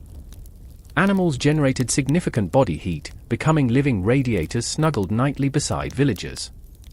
Medieval documents frequently reference three-dog nights, describing nights so cold villagers literally slept cuddled closely alongside dogs or other animals for warmth. Imagine surviving harsh winters only by carefully cuddling your family sheep each night. Medieval villagers clearly valued animals' warmth alongside companionship or practicality. Yet, sharing sleeping quarters with animals clearly carried downsides, mainly hygiene concerns. Medieval animals weren't exactly house-trained, frequently bringing dirt, fleas, lice, or parasites indoors nightly. Villagers regularly struggled against fleas or lice infesting bedding and clothing, spreading disease rapidly within crowded homes. Animal roommates inevitably created cleaning nightmares, villagers constantly battling dirty floors, insect infestations, or unpleasant odors. Imagine nightly hygiene becoming an endless struggle. Medieval animal roommates clearly complicated domestic cleanliness significantly. Still, medieval villagers carefully balanced practical concerns against emotional attachments. Despite hygiene challenges, villagers remained attached to animals, sharing nightly sleeping spaces. Villagers frequently constructed simple barriers or stalls within homes, separating sleeping areas slightly from animal spaces to mitigate dirt or odors. Some wealthier villagers eventually built separate small animal sheds, reducing hygiene concerns while maintaining close animal proximity. Medieval villagers clearly valued animal companionship highly enough to endure considerable inconvenience, recognizing animals as essential family resources and cherished companions. Interestingly, medieval religious texts occasionally criticized villagers excessively attached to animal roommates. Priests sometimes condemned villagers treating animals too affectionately, warning excessive attachment risked idolatry or spiritual distraction. Church authorities occasionally discouraged villagers from sleeping closely alongside animals, insisting separation promoted spiritual purity or better hygiene. Imagine priests lecturing sternly about excessive sheep cuddling. Medieval religious tensions clearly complicated animal companionship occasionally. Yet ordinary villagers largely ignored such warnings, recognizing animal companionship as practical, emotionally comforting, or simply essential. Animal roommates became culturally accepted, affectionately embraced despite occasional inconveniences. Villagers continued naming, comforting, or cuddling animals nightly, understanding companionship and survival deeply intertwined. Medieval bedtime zoology clearly balanced practicality, affection, and cultural acceptance, quirky, charmingly human, and genuinely heartwarming despite obvious strangeness. Tonight, as you drift comfortably toward sleep beneath clean blankets, spare a thought for medieval villagers carefully cuddling sheep, pigs, or chickens nightly. Imagine briefly animal companionship providing practical warmth, emotional comfort, and charming affection despite obvious inconveniences. Medieval animal roommates clearly complicated bedtime significantly, but also created charmingly quirky, surprisingly heartwarming nightly connections. Rest well tonight, friends, hopefully without furry, feathered, or woolly roommates snoring softly beside you. Though, honestly, a cuddly medieval sheep roommate sounds oddly comforting occasionally, doesn't it? Sweet dreams, humans and animal companions alike, probably.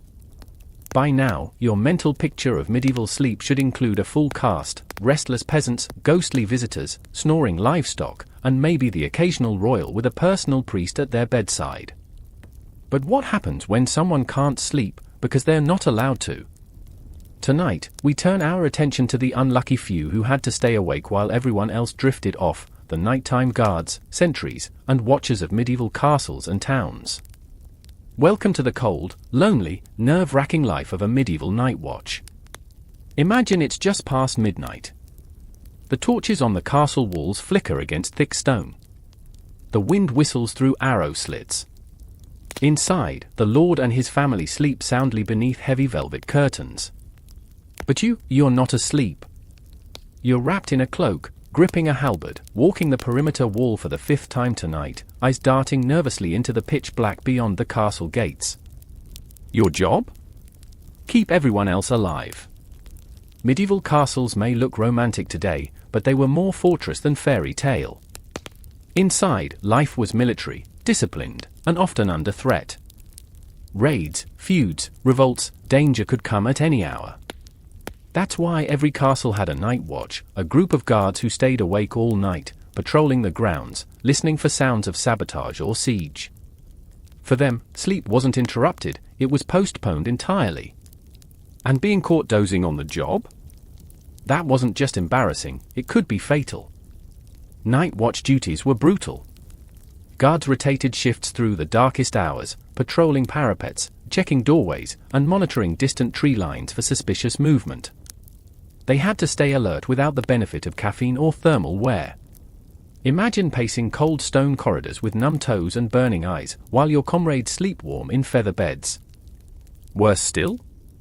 You're not only guarding against people, you're also expected to keep an eye out for supernatural threats.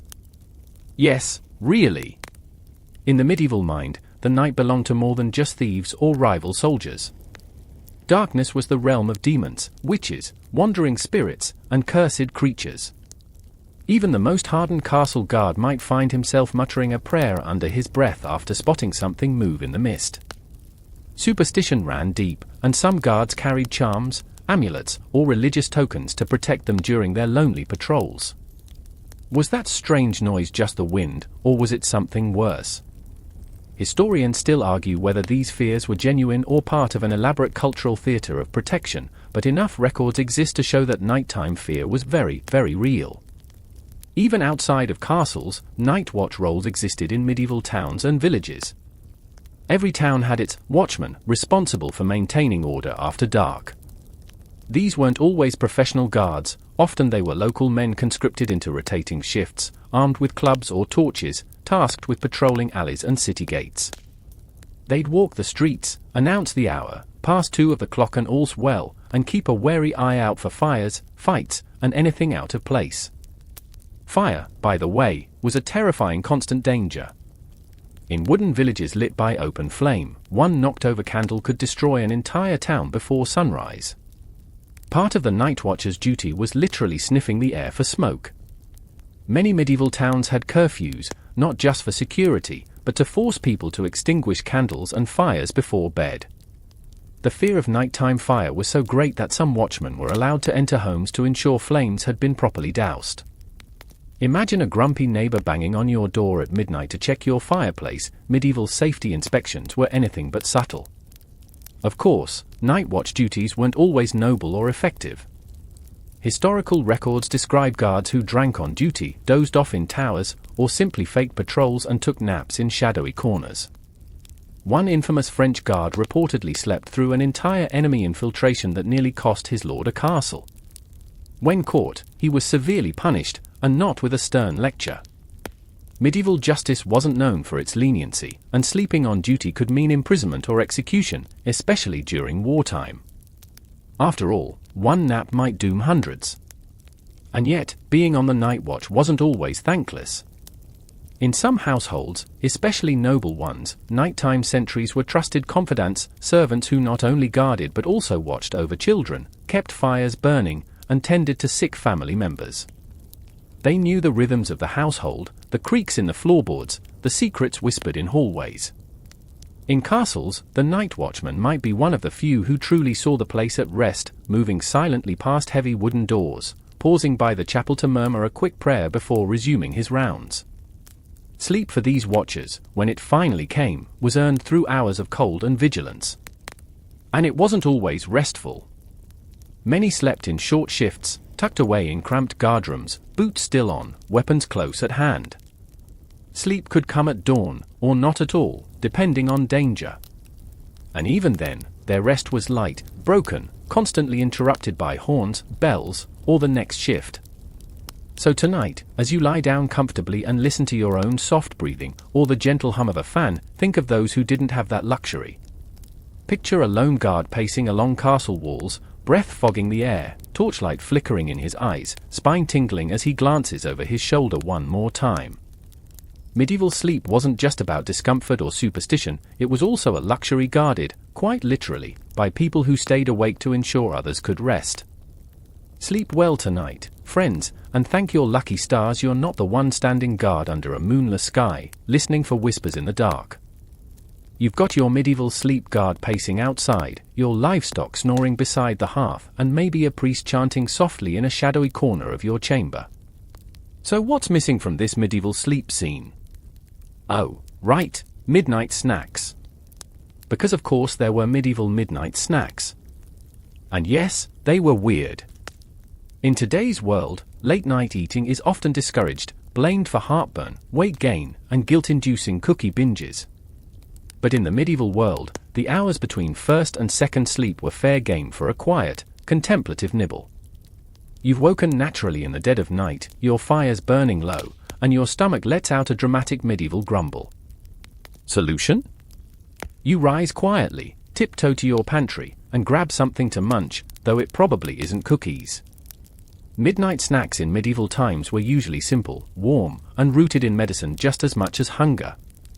Unlike modern snacks designed for pleasure, medieval people believed food eaten at night had medicinal or spiritual impact. Some foods, they insisted, helped you sleep more soundly. Others were meant to protect you from evil dreams or spirits. And some were just familiar comfort foods to help you power through a long winter night. So, what did medieval people actually eat in the middle of the night? Well, one popular go-to was warm ale or spiced wine, often mixed with herbs like rosemary, sage, or lavender, believed to soothe the nerves and prepare the body for second sleep. Think of it as the ancient version of a hot toddy, minus the lemon wedge and cozy mug. In monastic communities, monks sometimes brewed special bedtime beverages using anise or chamomile, herbs known even today for their relaxing properties. If you were lucky enough to have leftovers, you might reheat a bit of porridge or pottage, that thick, stewy mix of grains and vegetables that served as medieval comfort food. It was easy on the stomach, easy to reheat over embers, and wouldn't disrupt your second sleep. Bread and cheese were also common, nothing fancy, but filling and readily available, even in poor homes. Sometimes garlic was added to nighttime meals, especially in regions where people believed it kept evil spirits away. Garlic toast as a ghost repellent? Honestly, that's not even the weirdest thing on tonight's menu. But here's where things take a turn. Some midnight snacks were downright odd by modern standards. One popular remedy for sleeplessness involved toasted bread soaked in wine or broth, sometimes flavored with cloves or cinnamon. Warm and soggy, yes, but it was believed to settle the humors, warm the blood, and calm an overactive brain. Another strange option was sleep-inducing cakes made with lettuce, vinegar, and honey, lettuce being thought to have soporific properties. Imagine biting into a soggy honey vinegar lettuce biscuit and convincing yourself this is how you win the sleep lottery. Of course, access to any of these depended on status and wealth. Peasants rarely had much food left after dinner, and nighttime snacking was often a luxury. Still, even poor families sometimes kept a crust of bread or chunk of cheese wrapped in cloth near the hearth, just in case anyone stirred in the middle of the night. Meanwhile, the wealthy might enjoy sweetened almonds, stewed fruit, or even roast meat served quietly by servants. Imagine waking up groggy and having someone gently present you with a plate of candid figures. Not a bad way to ease back into dreamland. Interestingly, many of these midnight foods were also deeply ritualized. Some were eaten in silence, as part of personal reflection or prayer. In monasteries, meals between sleeps were often consumed in silence, accompanied only by the rustle of robes and the soft clink of wooden spoons. These weren't chaotic fridge raids, they were quiet, almost sacred moments, where food, rest, and reflection blended into one. That said, not everyone approved of late-night eating. Some religious texts warned that eating at night encouraged gluttony or indulgence, sins to be avoided. Monastic rules often forbade unscheduled snacks, and in certain religious orders, eating between meals was punishable by fasting the next day. But even then, clever monks often found loopholes, justifying herbal teas or medicinal broths as not technically food. Medieval snack loopholes, because even monks craved a little midnight pick-me-up. And of course, there were the superstitions. Some foods were thought to prevent dreams, others to invite them. Eating eggs or certain meats at night might cause nightmares, some believed, while warm milk or herbal broths brought peaceful sleep. Honey, when mixed with certain herbs, was thought to attract prophetic dreams. One wild remedy involved placing a slice of buttered bread beneath your pillow, not to eat, but to absorb bad spirits. Which, let's be honest, sounds less like a snack and more like a health code violation. Historians still argue how widespread midnight eating really was. Some argue it was limited to the wealthy or monastic life. Others believe it was a common, practical tradition tied to segmented sleep. After all, if you're already awake in the middle of the night, why not warm your toes by the fire and grab a bite to eat?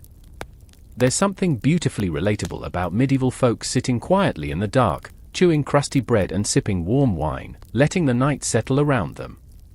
So tonight, if you wake and find your stomach rumbling, don't feel guilty about tiptoeing to the kitchen.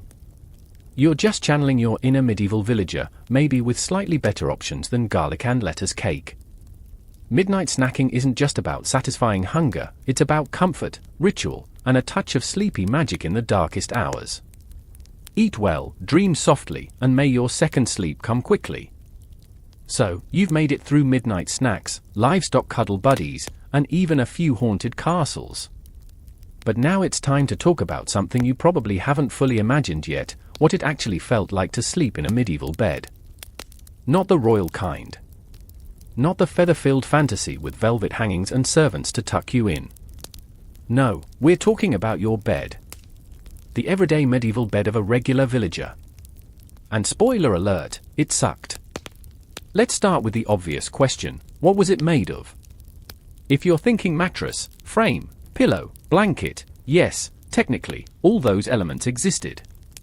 But now remove the comfort, stability, and hygiene from each one.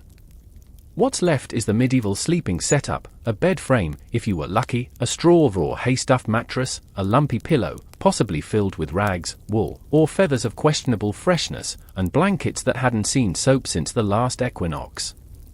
The mattress, let's talk about that scratchy, squishy disaster first. Called a palliasse, it was typically a sack stuffed with straw, reeds, or hay, sometimes mixed with leaves or moss. If you had money, it might contain wool or feathers, which added softness, but also a heaping helping of fleas, lice, or even mice. Yes, mice. They didn't just scurry across medieval floors, they nested inside your bed. And remember, beds weren't changed seasonally or rotated. Most people used the same mattress for years, with only occasional additions of fresh stuffing. Imagine lying down after a long day, only to feel something shift under your shoulder, something that may or may not be breathing. The frame, if you had one, was usually a basic wooden structure, held together by pegs, rope, or sheer desperation. Poorer villagers often slept on the floor with their mattress directly atop wooden boards, or even stone if it was a good night. Rope beds were more common in wealthier homes. These had crisscrossed ropes beneath the mattress, needing regular tightening to keep them from sagging. That's where the phrase "sleep tight" may come from, pulling the ropes taut for better support. Still, those ropes weren't magical. Over time, they loosened, sagged, or even snapped, leading to awkward, sloped sleeping positions and some unfortunate back problems. Now, the pillow. Don't get your hopes up, it wasn't the fluffy, supportive kind you're used to. For many, it was just a fabric bag filled with straw, spare wool, or even old clothing scraps. It could be stiff, uneven, or pungent depending on what you stuffed in it. And pillows were often a luxury. Some peasants simply bundled up extra clothing and called it a day. Imagine folding your only tunic into a neck lump and praying for spinal alignment. As for the covers? Blankets were typically woolen, heavy, and itchy. And yes, they were warm, if you could ignore the smell. Wool absorbed odors like a medieval sponge, and laundry wasn't exactly regular. Washing blankets meant dragging them to a cold stream, scrubbing with lye soap, and praying the fabric didn't fall apart. Most people avoided it unless absolutely necessary. Add to that the occasional chicken feather poking out of seams or the possibility of lice breeding beneath the surface, and you've got the kind of sleep hygiene nightmares that would make a dermatologist weep. And then, there's the bed furniture, because even misery can be ornamental. Wealthier households did have proper bed frames, sometimes intricately carved and surrounded by curtains. These bed curtains weren't just for drama, they helped retain warmth, reduce drafts, and offer a shred of privacy in crowded homes. In some families, these enclosed beds were the only personal space people ever had. But in poorer homes, that level of coziness was a distant fantasy. You'd be lucky if your bed wasn't directly beside the kitchen fire, with smoke drifting across your face and a chicken trying to roost on your foot. And speaking of shared misery, remember, you weren't alone. Medieval people often shared beds with their siblings, parents, cousins, or total strangers. That means your already miserable mattress was also crowded, noisy, and smelly. Someone was always shifting, scratching, snoring, or mumbling in their sleep. If you managed to catch for solid hours without being elbowed in the ribs or getting a mouthful of someone's hair, it was a miracle. Did people ever complain about this? Surprisingly, yes. While most accepted the discomfort as normal, medieval writers occasionally griped about poor sleep. There are poems lamenting sleeplessness, letters complaining about back pain, and even religious texts advising better sleep arrangements, which, to be fair, usually meant pray harder rather than buy a better mattress. Historians still argue about just how bad medieval sleep really was. Some argue that people, adapted to rough conditions, probably found their beds relatively tolerable. Others point to the widespread use of herbs, charms, and prayers as evidence of widespread discomfort and nighttime suffering. Either way, it's clear that sleeping was not the luxurious reset we consider it today. It was more like a nightly endurance challenge. One filled with bugs, stiff joints, and zero thread count. And yet, people still slept. Somehow, after long days of toil and stress, they laid down in those scratchy beds, surrounded by noise and draught, and drifted off. Maybe not deeply. Maybe not comfortably. But they slept. Because sleep, no matter how miserable, was a necessary escape, a survival tool, and maybe even, occasionally, a blessing. Tonight, as you sink into your plush, Memorafoam mattress with your hypoallergenic pillows and duvet freshly washed in lavender detergent, take a moment to appreciate what you have. Think about the medieval peasant turning over on a straw sack while a mouse scurries by their ear. And if you do happen to wake up at 3 a.m., don't complain, at least you're not sharing your pillow with a beetle. Sleep softly, and thank your stars for springs, seams, and sanitation. So, let's say you've somehow managed to drift off in your straw-stuffed, mouse-infested, lopsided medieval bed. You've survived the garlic-scented midnight snacks and the occasional snoring cow in the corner. But suddenly, there it is. A sharp, gravelly sound slicing through the silence. Someone snoring. Loudly. Horrifically. Inescapably. And in medieval times? That wasn't just annoying, it was ominous. Tonight, we enter the strange, surprisingly judgmental world of medieval snoring, where your nighttime wheezes weren't just a nuisance for your bedmates but could mean something far more serious, a sign of bad health, a moral failing, or, just maybe, possession by dark forces. Let's start with the basics. Medieval people, like people today, snored. After all, nasal passages didn't evolve special filters for 1300s Europe. But in a world where bedrooms were shared with family members, strangers, and livestock, snoring was impossible to ignore and impossible to hide. And because so many people slept in such close proximity, everyone heard everything. Your whole household probably knew if you snored, and they might have had thoughts. Unlike today, where snoring is mostly treated as a medical issue or a source of domestic passive aggression, in the medieval mindset, snoring could be a symptom of deeper problems. The most common medical explanation? Imbalanced humors, of course. Medieval physicians believed that snoring indicated excess phlegm, yes, phlegm, which clogged airways and disrupted breathing. It was often attributed to a cold constitution. The cure? Herbal infusions, bloodletting, again, or avoiding certain foods, like dairy, wine, or anything too moist before bed. Yes, in case you were wondering, medieval doctors would absolutely tell you to stop snacking on soggy lettuce cakes at midnight. But medical ideas were only one layer. Snoring also carried a moral stigma. Heavy snorers were sometimes viewed as lazy, indulgent, or spiritually weak. In religious communities, snoring monks were subtly scolded in sermons or mocked in quiet jokes. Brother Thomas snores like a thunderclap, he must be gluttonous, someone might whisper after compline prayers. Snoring, in other words, wasn't just an unfortunate bodily function, it was a sign that your soul might need tightening up. And then there's the supernatural angle, because of course medieval people found a way to make snoring spooky.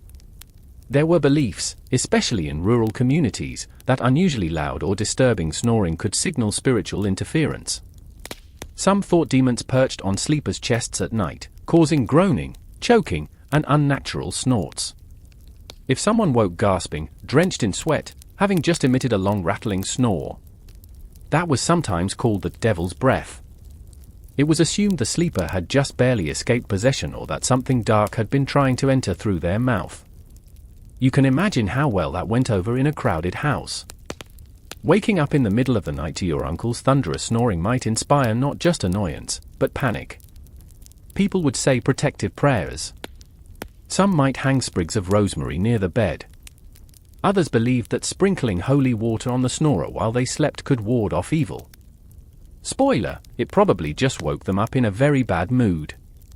Interestingly, historians still argue whether snoring was genuinely feared or simply treated as another nighttime irritation. Some medieval literature makes light of it, jesters and poets mocking loud sleepers, describing their snores as louder than church bells or trumpets. In Chaucer's Canterbury Tales, a character is described as snoring so violently he shakes the rafters. So clearly, snoring was a known, shared human experience, but with just enough suspicion to keep things interesting. In terms of solutions, medieval people had their own, creative cures for snoring. One recommendation? Sleeping with a wedge under your back to prop you up. Another? Avoiding beer and cheese before bed, tragic, frankly. Some advised sewing a stone into the back of your nightshirt to keep you from sleeping flat on your back, a method still echoed in modern anti-snoring gear. Others suggested rubbing the chest with herbal salves or consuming warm milk laced with crushed poppy seeds, assuming you weren't worried about mild opiates affecting your dreams. And of course, let's not forget the social fallout. In a time when everyone slept together, your snoring didn't just ruin your night, it ruined everyone's night. Loud snorers might be elbowed, shifted, or outright moved to the edge of the bed or near the cold wall as punishment. In some homes, repeat offenders were gently, or not so gently, invited to sleep elsewhere, especially if they disrupted prayers or woke the baby or livestock. There are even records of sleeping arrangements being carefully planned to account for known snorers. Snoring uncles might be given the corner bed, closest to the livestock, farthest from the newborn. Medieval people didn't have earplugs or white noise machines, so the solution was often strategic exile. And yet, despite all the noise, discomfort, and suspicion, snorers were still just part of the medieval nighttime chorus, alongside creaking beds, snuffling pigs, wind through the shutters, and someone whispering bedtime prayers beside the hearth. Snoring was annoying, sometimes scary, sometimes mocked, but it was unmistakably human. Another reminder that even in a world filled with spiritual dread and medical guesswork, people still rolled their eyes and muttered, "Would someone shut him up already?" So tonight, if you, or your partner, happens to saw a few logs, take comfort in knowing it's part of an ancient tradition. Medieval people might have blamed phlegm, demons, or dairy, but at the end of the day, they were just like us, trying to sleep, failing occasionally, and secretly plotting revenge on the world's loudest sleeper. Sleep tight, and maybe grab those earplugs, just in case. You've made it through medieval snoring, haunted dreams, animal roommates, and mattress-based misery, but tonight, we enter one of the least glamorous, yet entirely unavoidable, parts of medieval sleep, the nighttime toilet situation. Let's be honest, we don't usually like to think about bathroom logistics when picturing quaint thatched cottages or grand stone castles. But trust me, once you're tucked in under itchy wool blankets, warm and finally drowsy, the sudden need to relieve yourself becomes an epic ordeal. Because if there was one universal truth in the Middle Ages, it was this: going to the bathroom at night was the stuff of nightmares. Let's start with the basics. For the average villager living in a one-room home, there was no ensuite bathroom, no chamber with a sink and scented candles. If you had to go in the middle of the night, your options were limited, and none of them were dignified. Most families kept a chamber pot near the bed, usually a simple ceramic or wooden bowl with a handle. You'd quietly squat, do your business, and try not to wake your bedmates, your livestock, or yourself. And yes, this was often done just a few feet from where others slept. In the same room. Sometimes in the same bed. Privacy? Not even a little. And if you didn't have a chamber pot? Well, then it was time for the night-soiled shuffle, creeping out into the cold, dark yard, barefoot or in slippers, to visit the outdoor privy. Picture this: it's winter, the ground is frozen, and the privy, if your home even had one, is nothing more than a hole in a wooden shack behind your house. You clutch your candle or lantern, hoping the wind doesn't blow it out. Every rustle in the bushes becomes a demon, a thief, or a curious goat. You're trying not to trip, trying not to freeze, and trying not to think about what might be waiting for you inside. And let's not forget castles. Surely, with all their grandeur, lords and ladies had better options. Kind of. Castles had guardrobes, stone or wood seats built into the walls of towers, usually perched above a chute or a pit that dropped waste into the moat or a cesspool. Yes, that's right, medieval castle moats weren't just decorative, they were often literal toilets. And if you've ever wondered why moats were so effective at keeping enemies away, now you know. But here's the kicker, guardrobes were often freezing. The stone seats were like sitting on a medieval glacier, and wind whistled up the chute with zero mercy.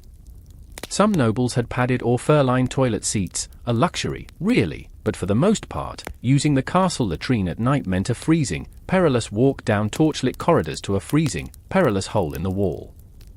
Not exactly five-star convenience. Even worse, guardrobes could be dangerous. Some were positioned high in towers with long drops below, no railing, no seatbelt. There are actual recorded cases of people falling to their deaths through the latrine hole.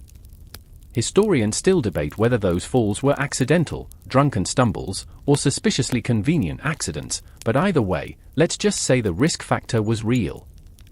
Going to the bathroom at night in a castle required balance, bravery, and bladder control. Of course, people tried to limit these risky nighttime trips. One solution? Don't eat or drink too late. Many medieval texts advise avoiding heavy meals, alcohol, or cold drinks before bed, not for comfort, but to prevent midnight urges. Some medical writers even suggested herbs like parsley or fennel to reduce nighttime urination.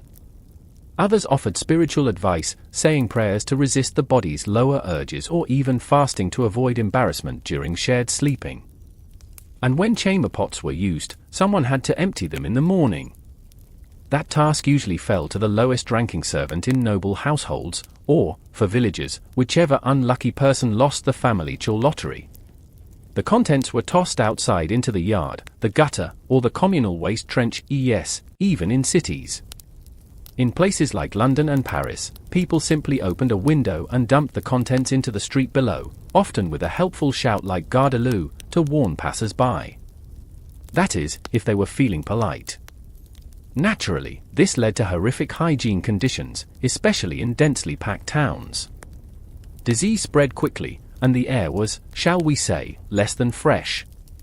During hot summer months, the stench was overwhelming. No wonder people burned bundles of herbs indoors or clutched scented pomanders around their necks like medieval gas masks. Still, despite the gross factor, medieval people developed a sort of matter-of-fact relationship with their bodily functions. There were jokes about it, poems about it, and even etiquette books that explained how to excuse oneself with dignity. One 14th century text politely recommends that if you must use the chamber pot during the night, you should turn away from others in the room and make not too great a noise. Charming. Historians continue to debate just how disruptive the toilet situation was to sleep patterns. Did people adapt to it? Did chamber pots actually improve sleep quality by preventing long treks outside? Was this part of the reason why segmented sleep was so natural, because people had to get up anyway? No definitive answers, but it's clear that medieval people took the inconvenience in stride. When you're dealing with demons, lice, and shared beds, a little nighttime urination probably wasn't your biggest worry. Tonight, when you shuffle to your brightly lit bathroom with soft floor mats and indoor plumbing, take a second to appreciate the fact that you're not walking barefoot to a frozen shack with a torch in one hand and a prayer in the other. Medieval nighttime bathroom breaks were noisy, messy, and sometimes dangerous, but as with everything else in medieval sleep, they were just part of the night. So sleep well, and may all your midnight urges be brief, convenient, and nowhere near a moat. By now, you've braved snoring monks, flaming chamber pots, and haunted midnight cheese dreams. But tonight, things are about to get truly surreal. Imagine this, you're fast asleep, or so everyone thinks, until you suddenly sit up, eyes wide open, and start wandering around the house, muttering unintelligibly or reaching for invisible things in the air. Your family calls your name. You don't respond. You look possessed. Welcome to the bizarre and misunderstood world of medieval sleepwalking. To us, sleepwalking is a quirky, somewhat unsettling sleep disorder, medically known as somnambulism. But in the Middle Ages, it was far more than a medical curiosity. Sleepwalking was a phenomenon that straddled the supernatural, the spiritual, and the psychological. And as you might have guessed by now, medieval people didn't exactly rush to diagnose it as a simple brain glitch. First things first, they noticed it. Sleepwalking was recorded in medieval chronicles, court records, and religious texts. People would rise in the night, walk about with vacant expressions, sometimes performing oddly purposeful actions, picking up objects, blessing themselves, or wandering outdoors. In tight, shared sleeping quarters, someone was bound to see it happen. Imagine waking up to your cousin silently walking out the front door in the dark, barefoot, mumbling Latin phrases. You'd panic. They did, too. So, what did they think was going on? Let's start with the most common explanation: possession. Of course. Medieval folks frequently interpreted sleepwalking as a sign of spiritual disturbance, perhaps a demon influencing the sleeper's body, or even a soul temporarily displaced. In extreme cases, people believed the body had become a vessel for wandering spirits while the rightful soul drifted elsewhere. Some tales even describe sleepwalkers climbing onto rooftops or wandering toward cemeteries, drawn by invisible forces. Definitely not something you'd want happening with a thatched roof and no safety rails. In milder interpretations, sleepwalkers were thought to be experiencing divine visions or receiving prophetic dreams too powerful to contain. Saints and mystics were occasionally described as rising in the night, eyes glazed, performing religious gestures or murmuring prayers. Some monks and nuns considered these episodes signs of holiness, evidence that the sleeper was so spiritually attuned, their body couldn't even rest during divine communication. That's a flattering take on sleepwalking, though probably less appreciated if you tripped over someone mid-vision. Then there were the more practical folk beliefs. Some rural villagers believed sleepwalking was caused by a disturbance in the soul's nightly journey. Yes, the soul wasn't thought to remain entirely in the body during sleep.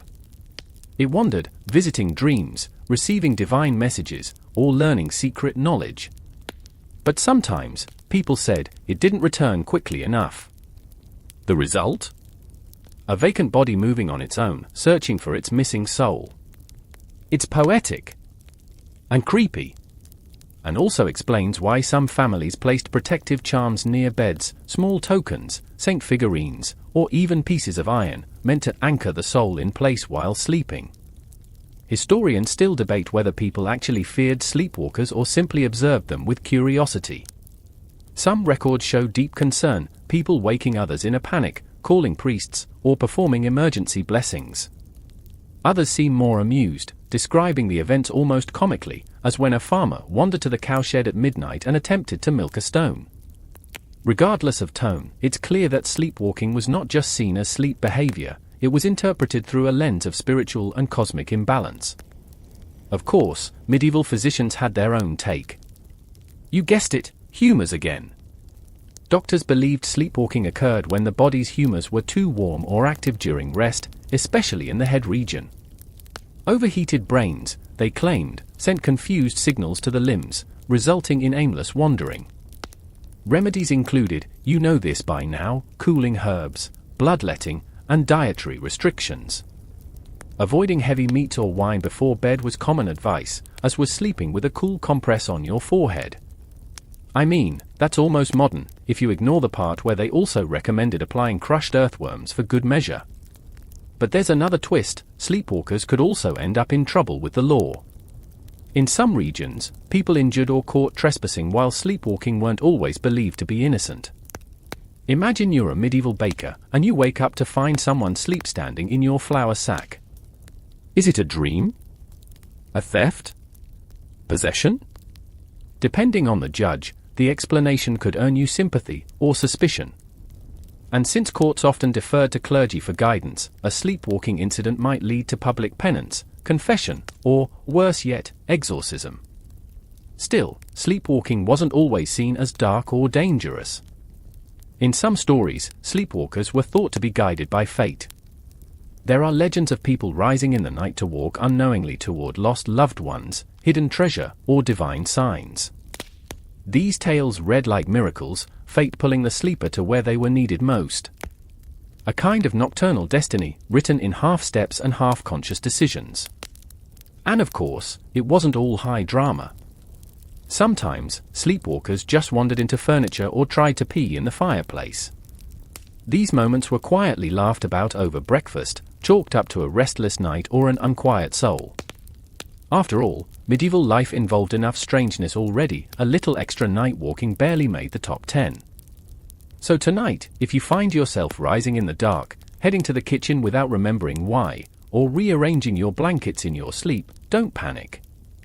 You're probably not possessed, your soul probably hasn't wandered off, and the demons are probably not visiting. You're just participating in a long and strange human tradition, the baffling, dreamlike ballet of sleepwalking. Sleep deep, stay grounded, and maybe leave a charm under your pillow, just in case your soul forgets where to park.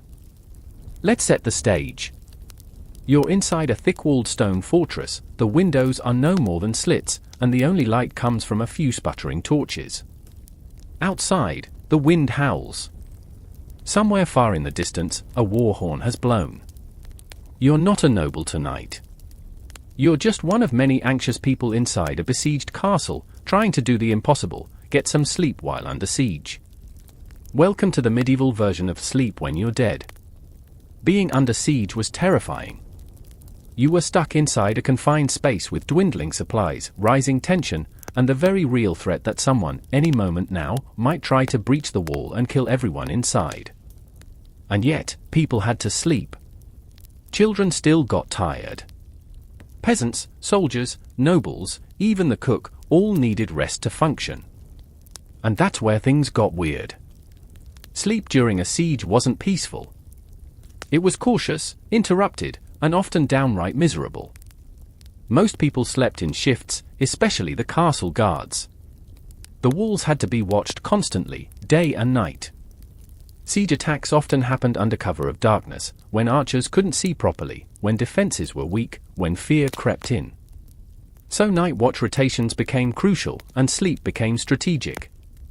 Not just when you slept, but where. If you were a soldier, you probably slept wherever you dropped, sometimes fully armored, slumped against a wall or curled up in a hallway with your sword still in hand. There are records of men sleeping in barracks with their boots on, helmets nearby, one eye half open. In moments of deep stress, people became like light switches, able to nod off quickly, nap for 20 minutes, then snap back awake at a moment's notice. It wasn't good sleep, but it was siege sleep, and it had to do. For others, it was about protection. Many castles had secure inner chambers called keeps, the safest place to sleep if the outer walls were breached. Families crowded into these spaces, laying straw on stone floors, spreading out whatever furs, cloaks, or linens they could find. Nobles might still have beds or cots, but even those were often shared during sieges. Comfort was sacrificed for security. Personal space didn't exist. You were lucky if your feet weren't resting on someone else's back. But sleep wasn't just physically difficult, it was psychologically brutal. Imagine lying awake knowing enemies were just beyond the walls, possibly tunneling beneath your feet or preparing to launch flaming projectiles toward your roof. Each creak of wood or howl of wind could mean disaster. People likely slept in a constant state of tension, startled awake frequently, plagued by nightmares of fire, swords, or betrayal. And let's talk about those dreams. Historian accounts and surviving letters show that dreams during sieges were taken seriously. Many interpreted nightmares as omens. A dream about a collapsing wall might send someone into panic, urging the captain to recheck defenses. Dream of blood? That might mean someone in the castle would die soon. Religious figures in the castle, priests, monks, or nuns, often stepped in to interpret these dreams, holding impromptu vigils or prayer sessions to ward off the doom people believed they had glimpsed in their sleep. So how did people cope with siege sleep? Well, rituals didn't stop just because the walls were under attack. People still prayed before bed. Some kissed relics or saint icons. Families whispered psalms while settling down on hard floors, hoping divine protection would extend to their dreams. In many ways, sleep became an act of faith, a kind of surrender, a trust that the walls would hold and that morning would come. And let's not forget the noise. Sleep wasn't just interrupted by fear, it was interrupted by siege warfare. Catapults thudding in the distance. Rocks crashing into towers. The shouts of soldiers changing shifts. Fire arrows lighting up the sky. Water buckets sloshing. Even at rest, a besieged castle sounded like battle. Imagine trying to sleep while your entire home groaned and shuddered like a ship in a storm. Yet people did sleep, somehow. Children managed it better than adults. Babies were lulled by the sheer exhaustion of hunger and tension. Adults learned to sleep in spurts. Even soldiers developed the strange ability to fall asleep anywhere, in corners, on steps, leaning against walls. There are written reports of soldiers snoring just minutes before being called to the ramparts. Your brain, it turns out, will do anything to survive, even pretend, briefly, that the world isn't on fire. And then there was siege fatigue. After weeks of tension, adrenaline burned out. People began to sleep too heavily, unable to rouse easily, their bodies and minds numbed by starvation, thirst, and emotional exhaustion. This was dangerous, because sometimes, sieges ended in the dead of night, when no one had the strength to respond. Historians still argue about whether people ever truly rested during sieges. Some say they didn't, that siege conditions were so traumatic, no one ever fully recovered afterward. Others argue that in between attacks, small moments of calm offered rare, precious opportunities for sleep. There are stories of soldiers singing softly while lying on their backs, of priests leading whispered lullabies, of parents humming to soothe terrified children. Even in war, the human body and spirit crave rest. So tonight, when you roll over under your soft duvet, knowing no one is trying to set your roof on fire, consider the medieval souls who tried to find sleep in stone rooms full of fear, hunger, and the threat of death. And be grateful for silence, for peace, and for walls that don't groan with the weight of war. Sleep deep. No siege. No screams. Just stillness. At this point, you've snuggled beside pigs, dodged arrows in your dreams, and thanked the heavens for modern plumbing. But now let's turn to something surprisingly personal and unexpectedly weird: what you wore to bed in the Middle Ages. If you imagine medieval folks drifting off in cozy pajamas, fuzzy slippers, or satin nightgowns, think again. The concept of designated sleepwear as we know it today simply didn't exist for most of medieval history. What you wore to bed depended entirely on your class, your circumstances, and how many lice you were willing to tolerate. So let's strip it down, not too far, it's a PG-13 script. If you were a peasant, odds are you simply slept in your day clothes. Why change, especially when you only owned one or two outfits to begin with? Laundry was rare, time-consuming, and done in freezing rivers with lye soap. If you took off your clothes at night, they might freeze, get stolen, or more likely, become a nest for fleas. So you kept them on. Tunic, hose, woolen cap, and all. Imagine rolling over in a coarse wool shirt, stiff linen undergarments, and possibly a belt you forgot to remove. Not exactly breathable fabrics. In winter, you'd bundle even more, maybe a second tunic, a cloak, or old burlap sacks repurposed as makeshift blankets. In summer? You might strip down to your undertunic, but that was about as bare as it got. Nudity, even in sleep, was generally frowned upon unless you were very alone or very drunk. Now, what about the nobles? Surely they had silk nightgowns and embroidered pajamas, right? Sort of. Wealthier individuals did have special nightclothes, especially by the later Middle Ages. These garments were often long, loose-fitting robes made of fine linen or cotton. Think of a tunic but longer, softer, and just a tad more refined. Men and women both wore these, sometimes with a nightcap to retain heat or preserve hairstyles. And let's talk about those nightcaps. Yes, they were real. Not just a silly Dickens-era costume detail.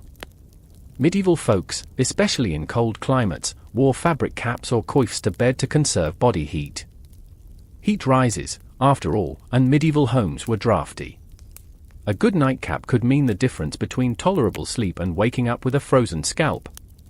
And honestly, it adds a little bedtime style. Who wouldn't feel mysterious in a linen sleeping hood? However, even among the rich, sleepwear wasn't always purely practical. There were, on occasion, some slightly theatrical bedtime outfits. Wealthy nobles might show off with embroidered nightgowns, trimmed in lace or decorated with their family's colors. Imagine putting on a monogrammed silk nightshirt just to climb into your four-poster bed, because even unconscious, a noble had to maintain appearances. There's even evidence of bedroom fashion etiquette. Noble visitors staying in castles were expected to wear proper clothing even in private chambers.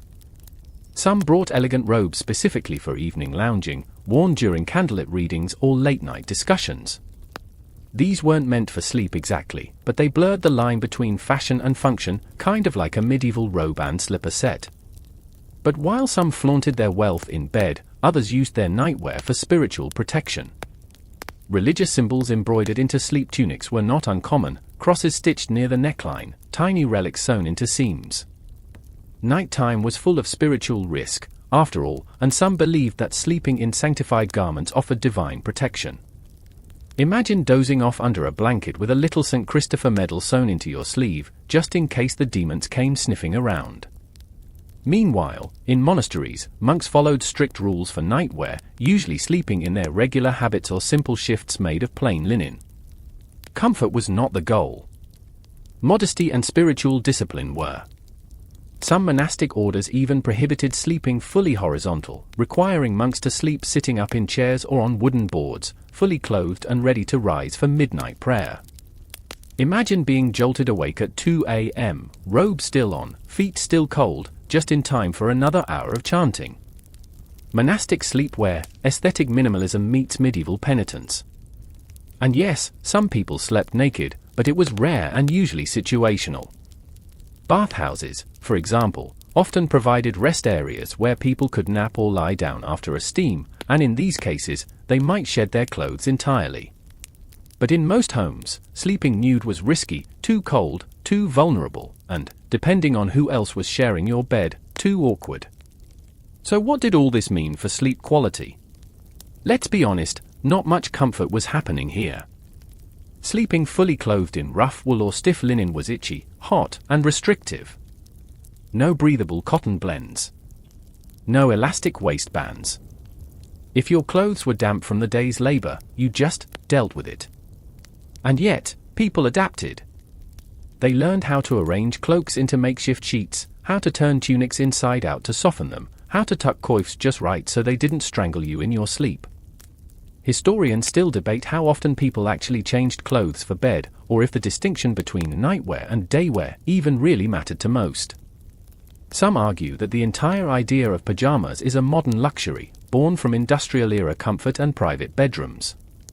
Others point to inventories and wills that list sleep tunics and night robes as distinct items, at least among the wealthy. One thing's for sure, for most medieval sleepers, bedtime was less about fashion and more about survival. So tonight, when you change into your favorite cotton pajama set, or toss on an oversized t-shirt and fuzzy socks, think of your medieval counterpart curling up in a scratchy tunic, clutching a relic, and adjusting their nightcap against the winter chill. Because in the Middle Ages, sleepwear wasn't about comfort or cuteness, it was just another battle in the long, weird war for rest. Sleep well, friends, and may your nightshirt be free of fleas, folds, and overly zealous embroidery. So, you've endured itchy tunics, creepy dreams, and the haunting sound of Cousin Walter snoring like a dying boar. But just as you finally start to drift off into the sweet embrace of medieval sleep, bong! The local church bell tolls, loudly, deeply, and with zero regard for your need to rest. Welcome to the holy, relentless reality of church bells and interrupted dreams. If you lived in medieval Europe, chances are a church bell wasn't just part of your daily soundscape, it controlled it. Bells rang out not just for weddings, deaths, and festivals, but for everything: the start of work, the call to prayer, warnings of danger, and, most infamously, for divine timekeeping during the night. That's right. Even in the deepest, sleepiest hours, those bells were working overtime. Let's back up. Medieval time wasn't tracked by glowing alarm clocks or smartphone screens. Instead, the rhythm of life, work, worship, sleep, was set by the ringing of bells. Churches, Monasteries and cathedrals rang bells at regular intervals to mark the canonical hours, a fixed schedule of prayers that divided the day and night into sacred segments. This included nighttime services like matins and lauds, which could fall anywhere between midnight and dawn. And someone, usually a sleepy monk or bell ringer, had to sound that bell. Now, imagine you're a peasant in a small village. You've worked hard all day, stumbled into bed in your scratchy woolen shirt, finally found a position that doesn't poke you with straw, and suddenly the local church bell peals through the air like a medieval foghorn. Not once. Sometimes dozens of times. It was intended, of course, to summon monks or devout villagers for prayer, but it also startled just about everyone else awake. And we're not talking dainty chimes. Medieval bells were massive. The famous ones, like those in Notre Dame, could be heard for miles. Even smaller village churches used hefty iron bells that reverberated through wooden walls, stone chambers, and your very skull. If you've ever been jolted awake by a sudden noise, you'll appreciate how deeply disruptive this could be. And it wasn't an accident, it was by design. In monasteries, the tolling bells were a literal wake-up call. Monks were expected to rise for prayers in the dead of night, regardless of weather, mood, or how well they'd slept. For many, this was a test of devotion. Sleep, in their view, was a necessary evil, something to be minimized to make room for God. A well-disciplined monk might only get 4 or 5 fragmented hours of sleep, interrupted by chants, hymns, and incense-heavy rituals. Talk about spiritual stamina. Even outside the cloister, these bells signaled more than just time, they represented divine authority. The sound of a bell, to the medieval mind, wasn't just noise, it was sacred. Bells were believed to have protective power, to ward off demons, dispel storms, and even purify the air. That's why some bells were baptized, yes, literally anointed and named like human beings, and treated with reverent care. Ringing a bell wasn't just announcing the hour. It was casting a sacred sound into the world, like a sonic shield against evil. But while church authorities saw bells as holy instruments, villagers often saw them as holy interruptions. Historical accounts tell of people complaining about nighttime bells disrupting their rest, or, more subtly, just ignoring the bells entirely. Not everyone jumped up for midnight prayers, especially if you were sick, tired, or working long hours in the fields. Still, the bell's echo cut through the night, reminding even the most reluctant listener of their spiritual duties and their priest's schedule. In times of crisis, those midnight bells took on a whole new meaning. During outbreaks of plague or siege, bells rang not just for timekeeping, but for mourning and warning. The death knell, often rung in the dead of night, announced the passing of a villager, sometimes before the family had even finished grieving. Other times, bells tolled in patterns to indicate the age or gender of the deceased, 1 peal for a child, 3 for a man, 2 for a woman. Imagine trying to sleep, only to be woken by the haunting rhythm of a death bell sounding across the cold countryside. There were even bell curfews, literal rings that signaled the time to extinguish candles and fires, shut doors, and cease all outdoor activity. In some places, this was known as the curfew, from which we get the word curfew. That bell wasn't just saying go to bed. It was saying stop everything now, or suffer the consequences. For many towns, ignoring the bell was a punishable offense. Historians still debate just how disruptive these bells really were to people's sleep. Some argue that villagers simply got used to them, like modern folks who learned to sleep through traffic or train whistles. Others point out that bells reinforce segmented sleep by naturally breaking the night. People would rise, attend to prayers or chores, and then return to bed. In this way, bells didn't just interrupt sleep, they structured it. And yes, there were bell-related accidents. Monks falling asleep in choir stalls. Novices face-planting into prayer books. Even bell ringers nodding off and missing their cue, only to be scolded at sunrise by a grumpy abbot. But the system persisted for centuries, shaping the sleep patterns of generations. Bells were the heartbeat of medieval time, and whether you liked it or not, you were going to hear them. So tonight, when your white noise machine hums softly in the background, or your phone dings once before sleep, spare a thought for those medieval villagers jolted awake by a 10-ton bell tolling across the valley. They might have grumbled. They might have prayed. Or they might have just rolled over, stuffed a cloak over their ears, and muttered, "Not again." Sleep well, friends, and if you hear something ringing tonight, don't worry. It's probably just your phone. Not divine judgment. You've had your sleep interrupted by bells, haunted by dreams, and softened slightly by a mug of warm ale. But tonight, we dim the lights even more. Imagine yourself in a world where the darkness is nearly total.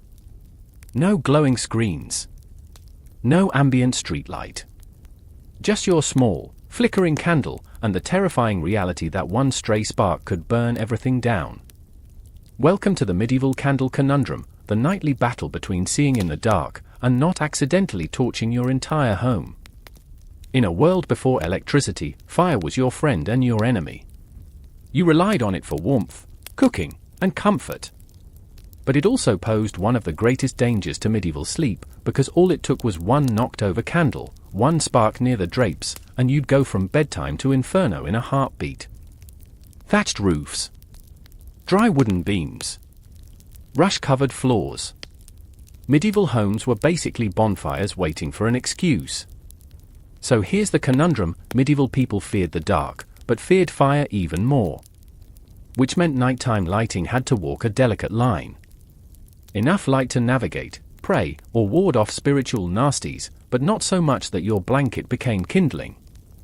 Most households used candles or oil lamps to light the night.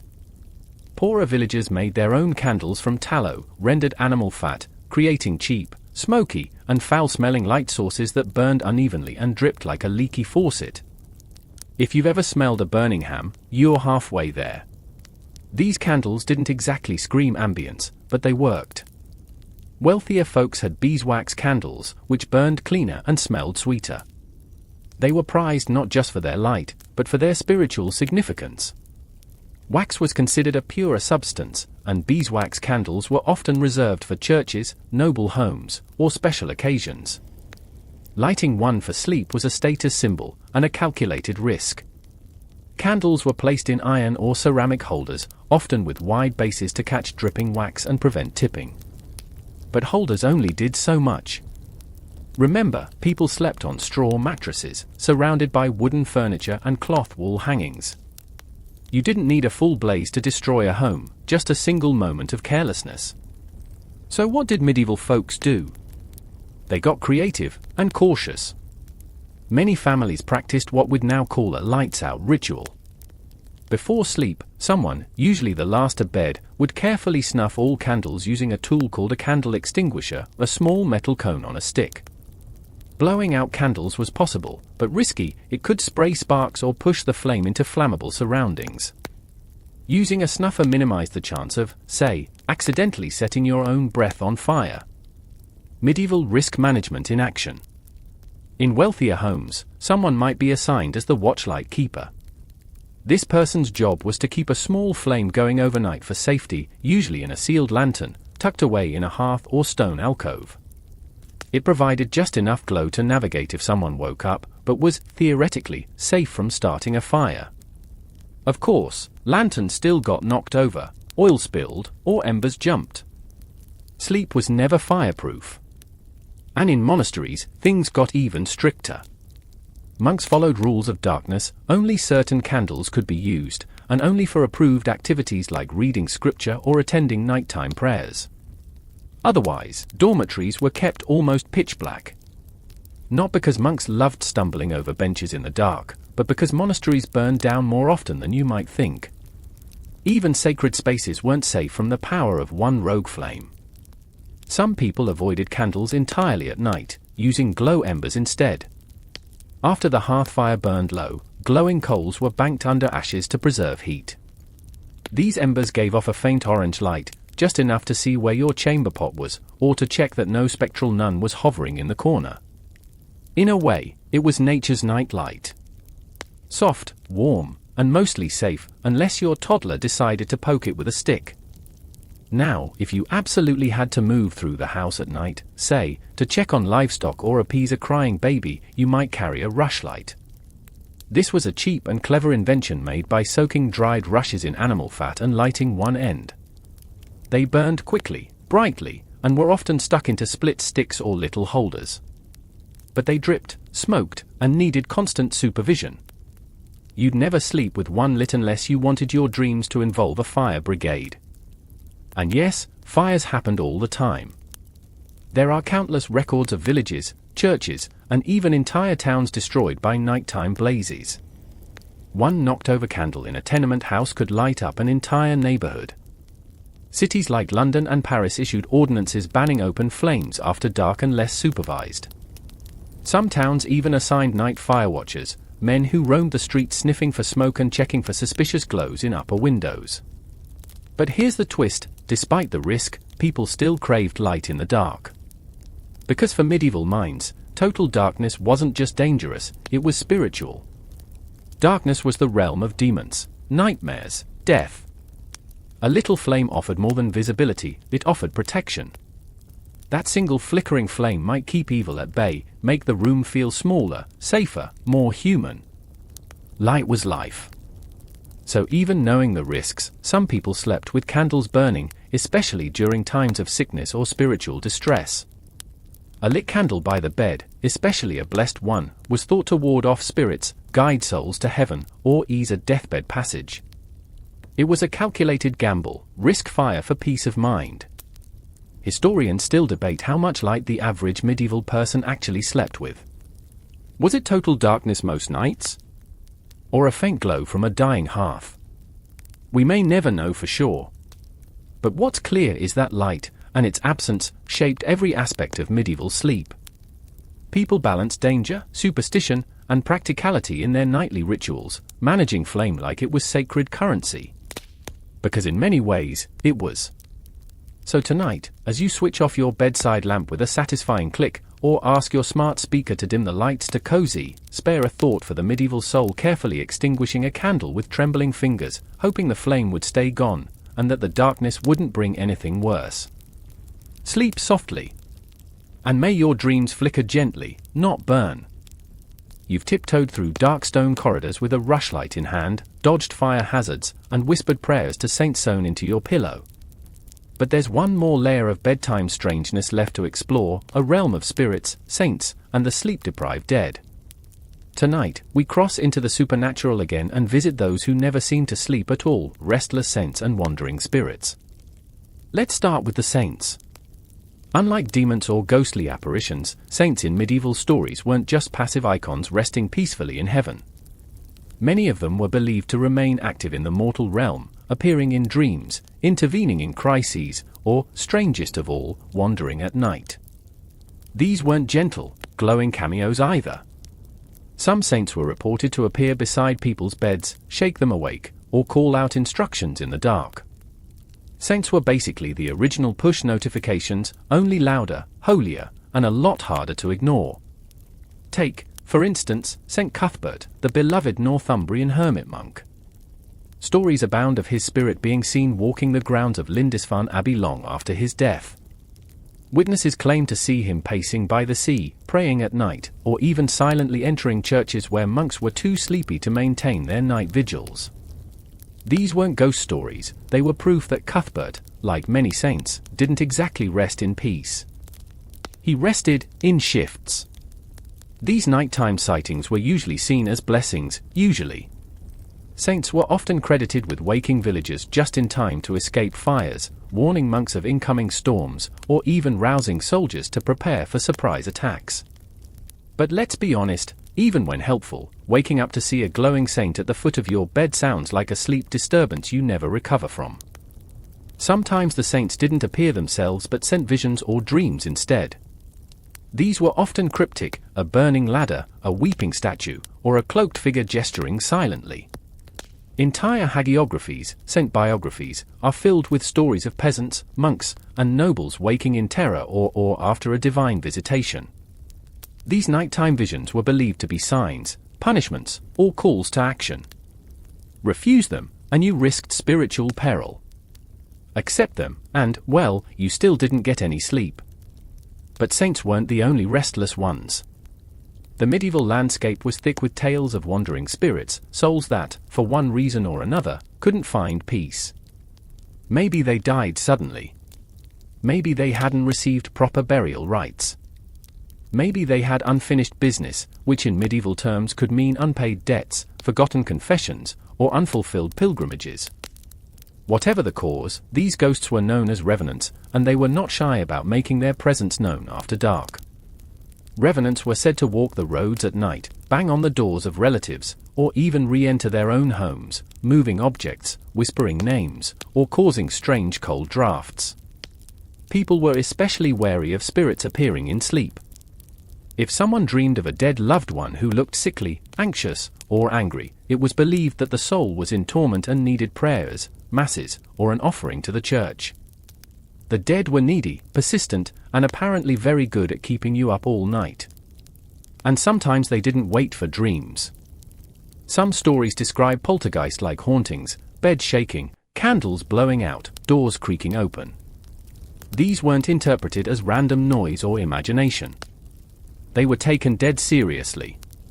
Villagers might bring in a priest to bless the home, sprinkle holy water on the bed, or burn sage or frankincense to calm the spiritual activity.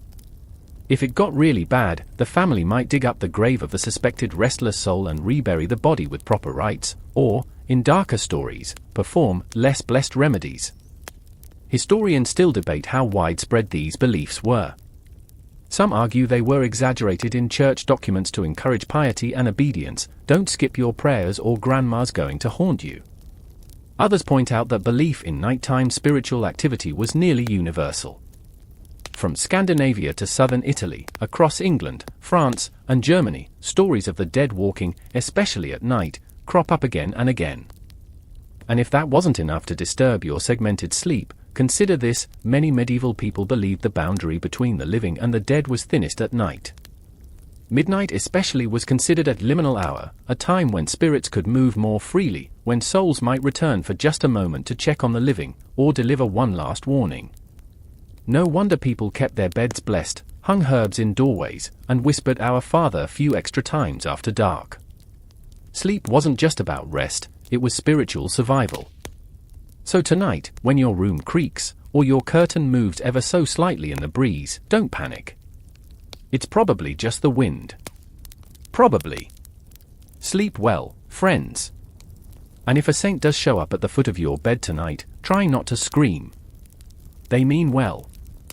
And now, you've nearly reached the end. You've tiptoed through every strange, itchy, holy, and haunted corner of medieval sleep. But we can't leave the past behind without visiting the strangest twist of all, the way the night itself was divided. Because here's a secret modern life has mostly forgotten: medieval people didn't sleep all at once. They slept in two parts. Yes, tonight's topic is the first sleep and the second sleep.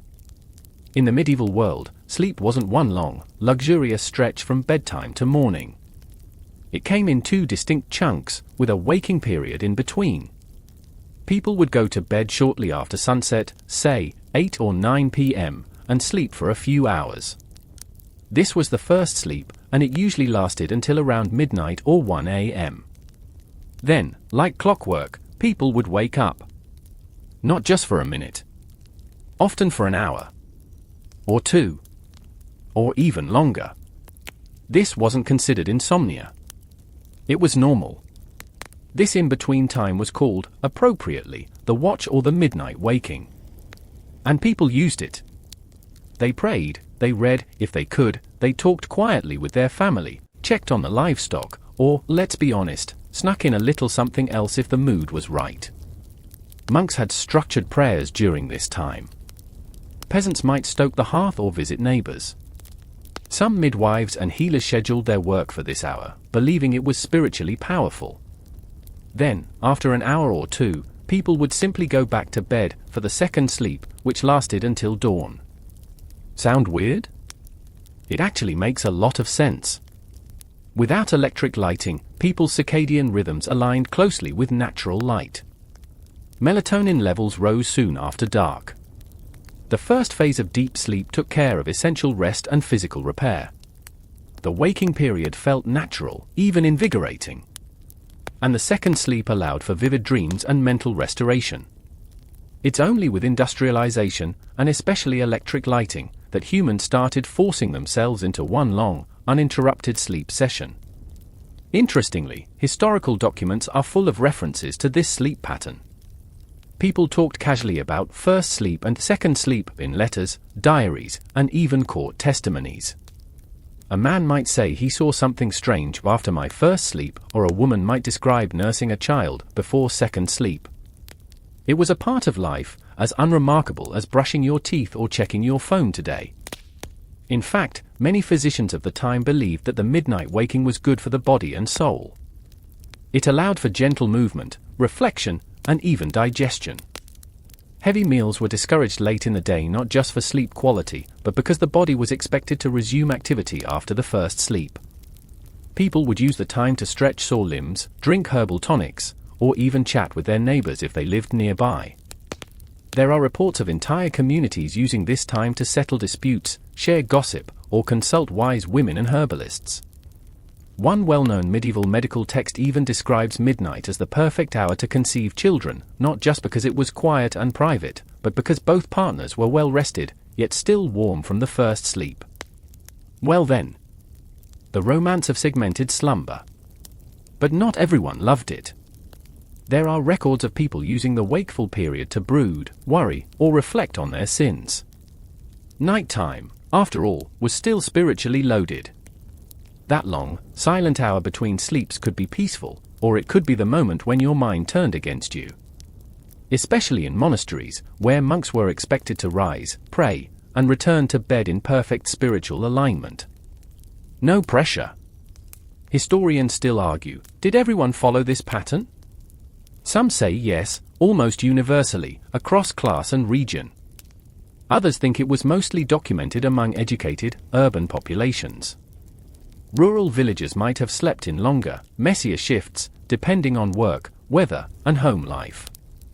What's certain is that segmented sleep was a well-known norm for centuries, fading only in the 17th and 18th centuries as nightlife, artificial lighting, and new social patterns encouraged continuous sleep. And now?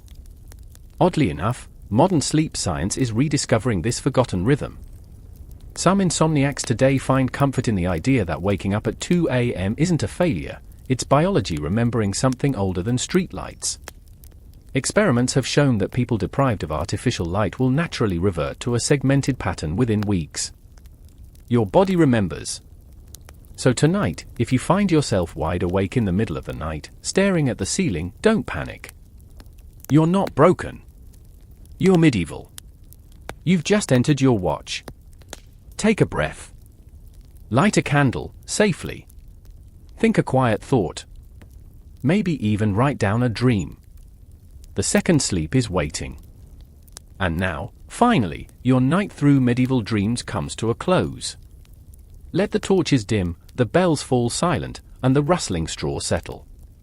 You've wandered candlelit corridors, braved icy guardrobes, whispered prayers beneath lice-filled blankets, and shared your dreams with saints, ghosts, and the occasional snoring monk.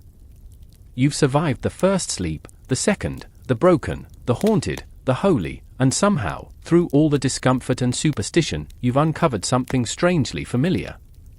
Because despite all the quirks, fears, and freezing feet, medieval people wanted what we all want: peace. Rest. A moment of softness in a world that rarely allowed it. They worked themselves to exhaustion. They whispered to saints in the dark. They wrapped themselves in wool, in prayer, in hope. Some rose to sing at midnight. Some feared what the dark might bring. But all of them, in their own strange and sacred way, reached for sleep like it was something holy. And maybe it was. So now, as you lie still beneath your own soft blankets, in your safe, warm room, take one last quiet breath. Let your limbs relax. Let your thoughts drift. You don't need to watch for fire. No church bell will jolt you awake. The saints will keep their distance tonight. Let your own sleep be whole, or segmented, or whatever your mind needs it to be. And if your dreams wander, back to stone towers, flickering rushlights, or a faint knock at the monastery door, just smile. You've earned it. Sleep deeply now. No mice in the mattress. No ghosts in the shadows. Just the hush of the room, the breath of the night, and the gentlest sigh of time folding in around you. Shush,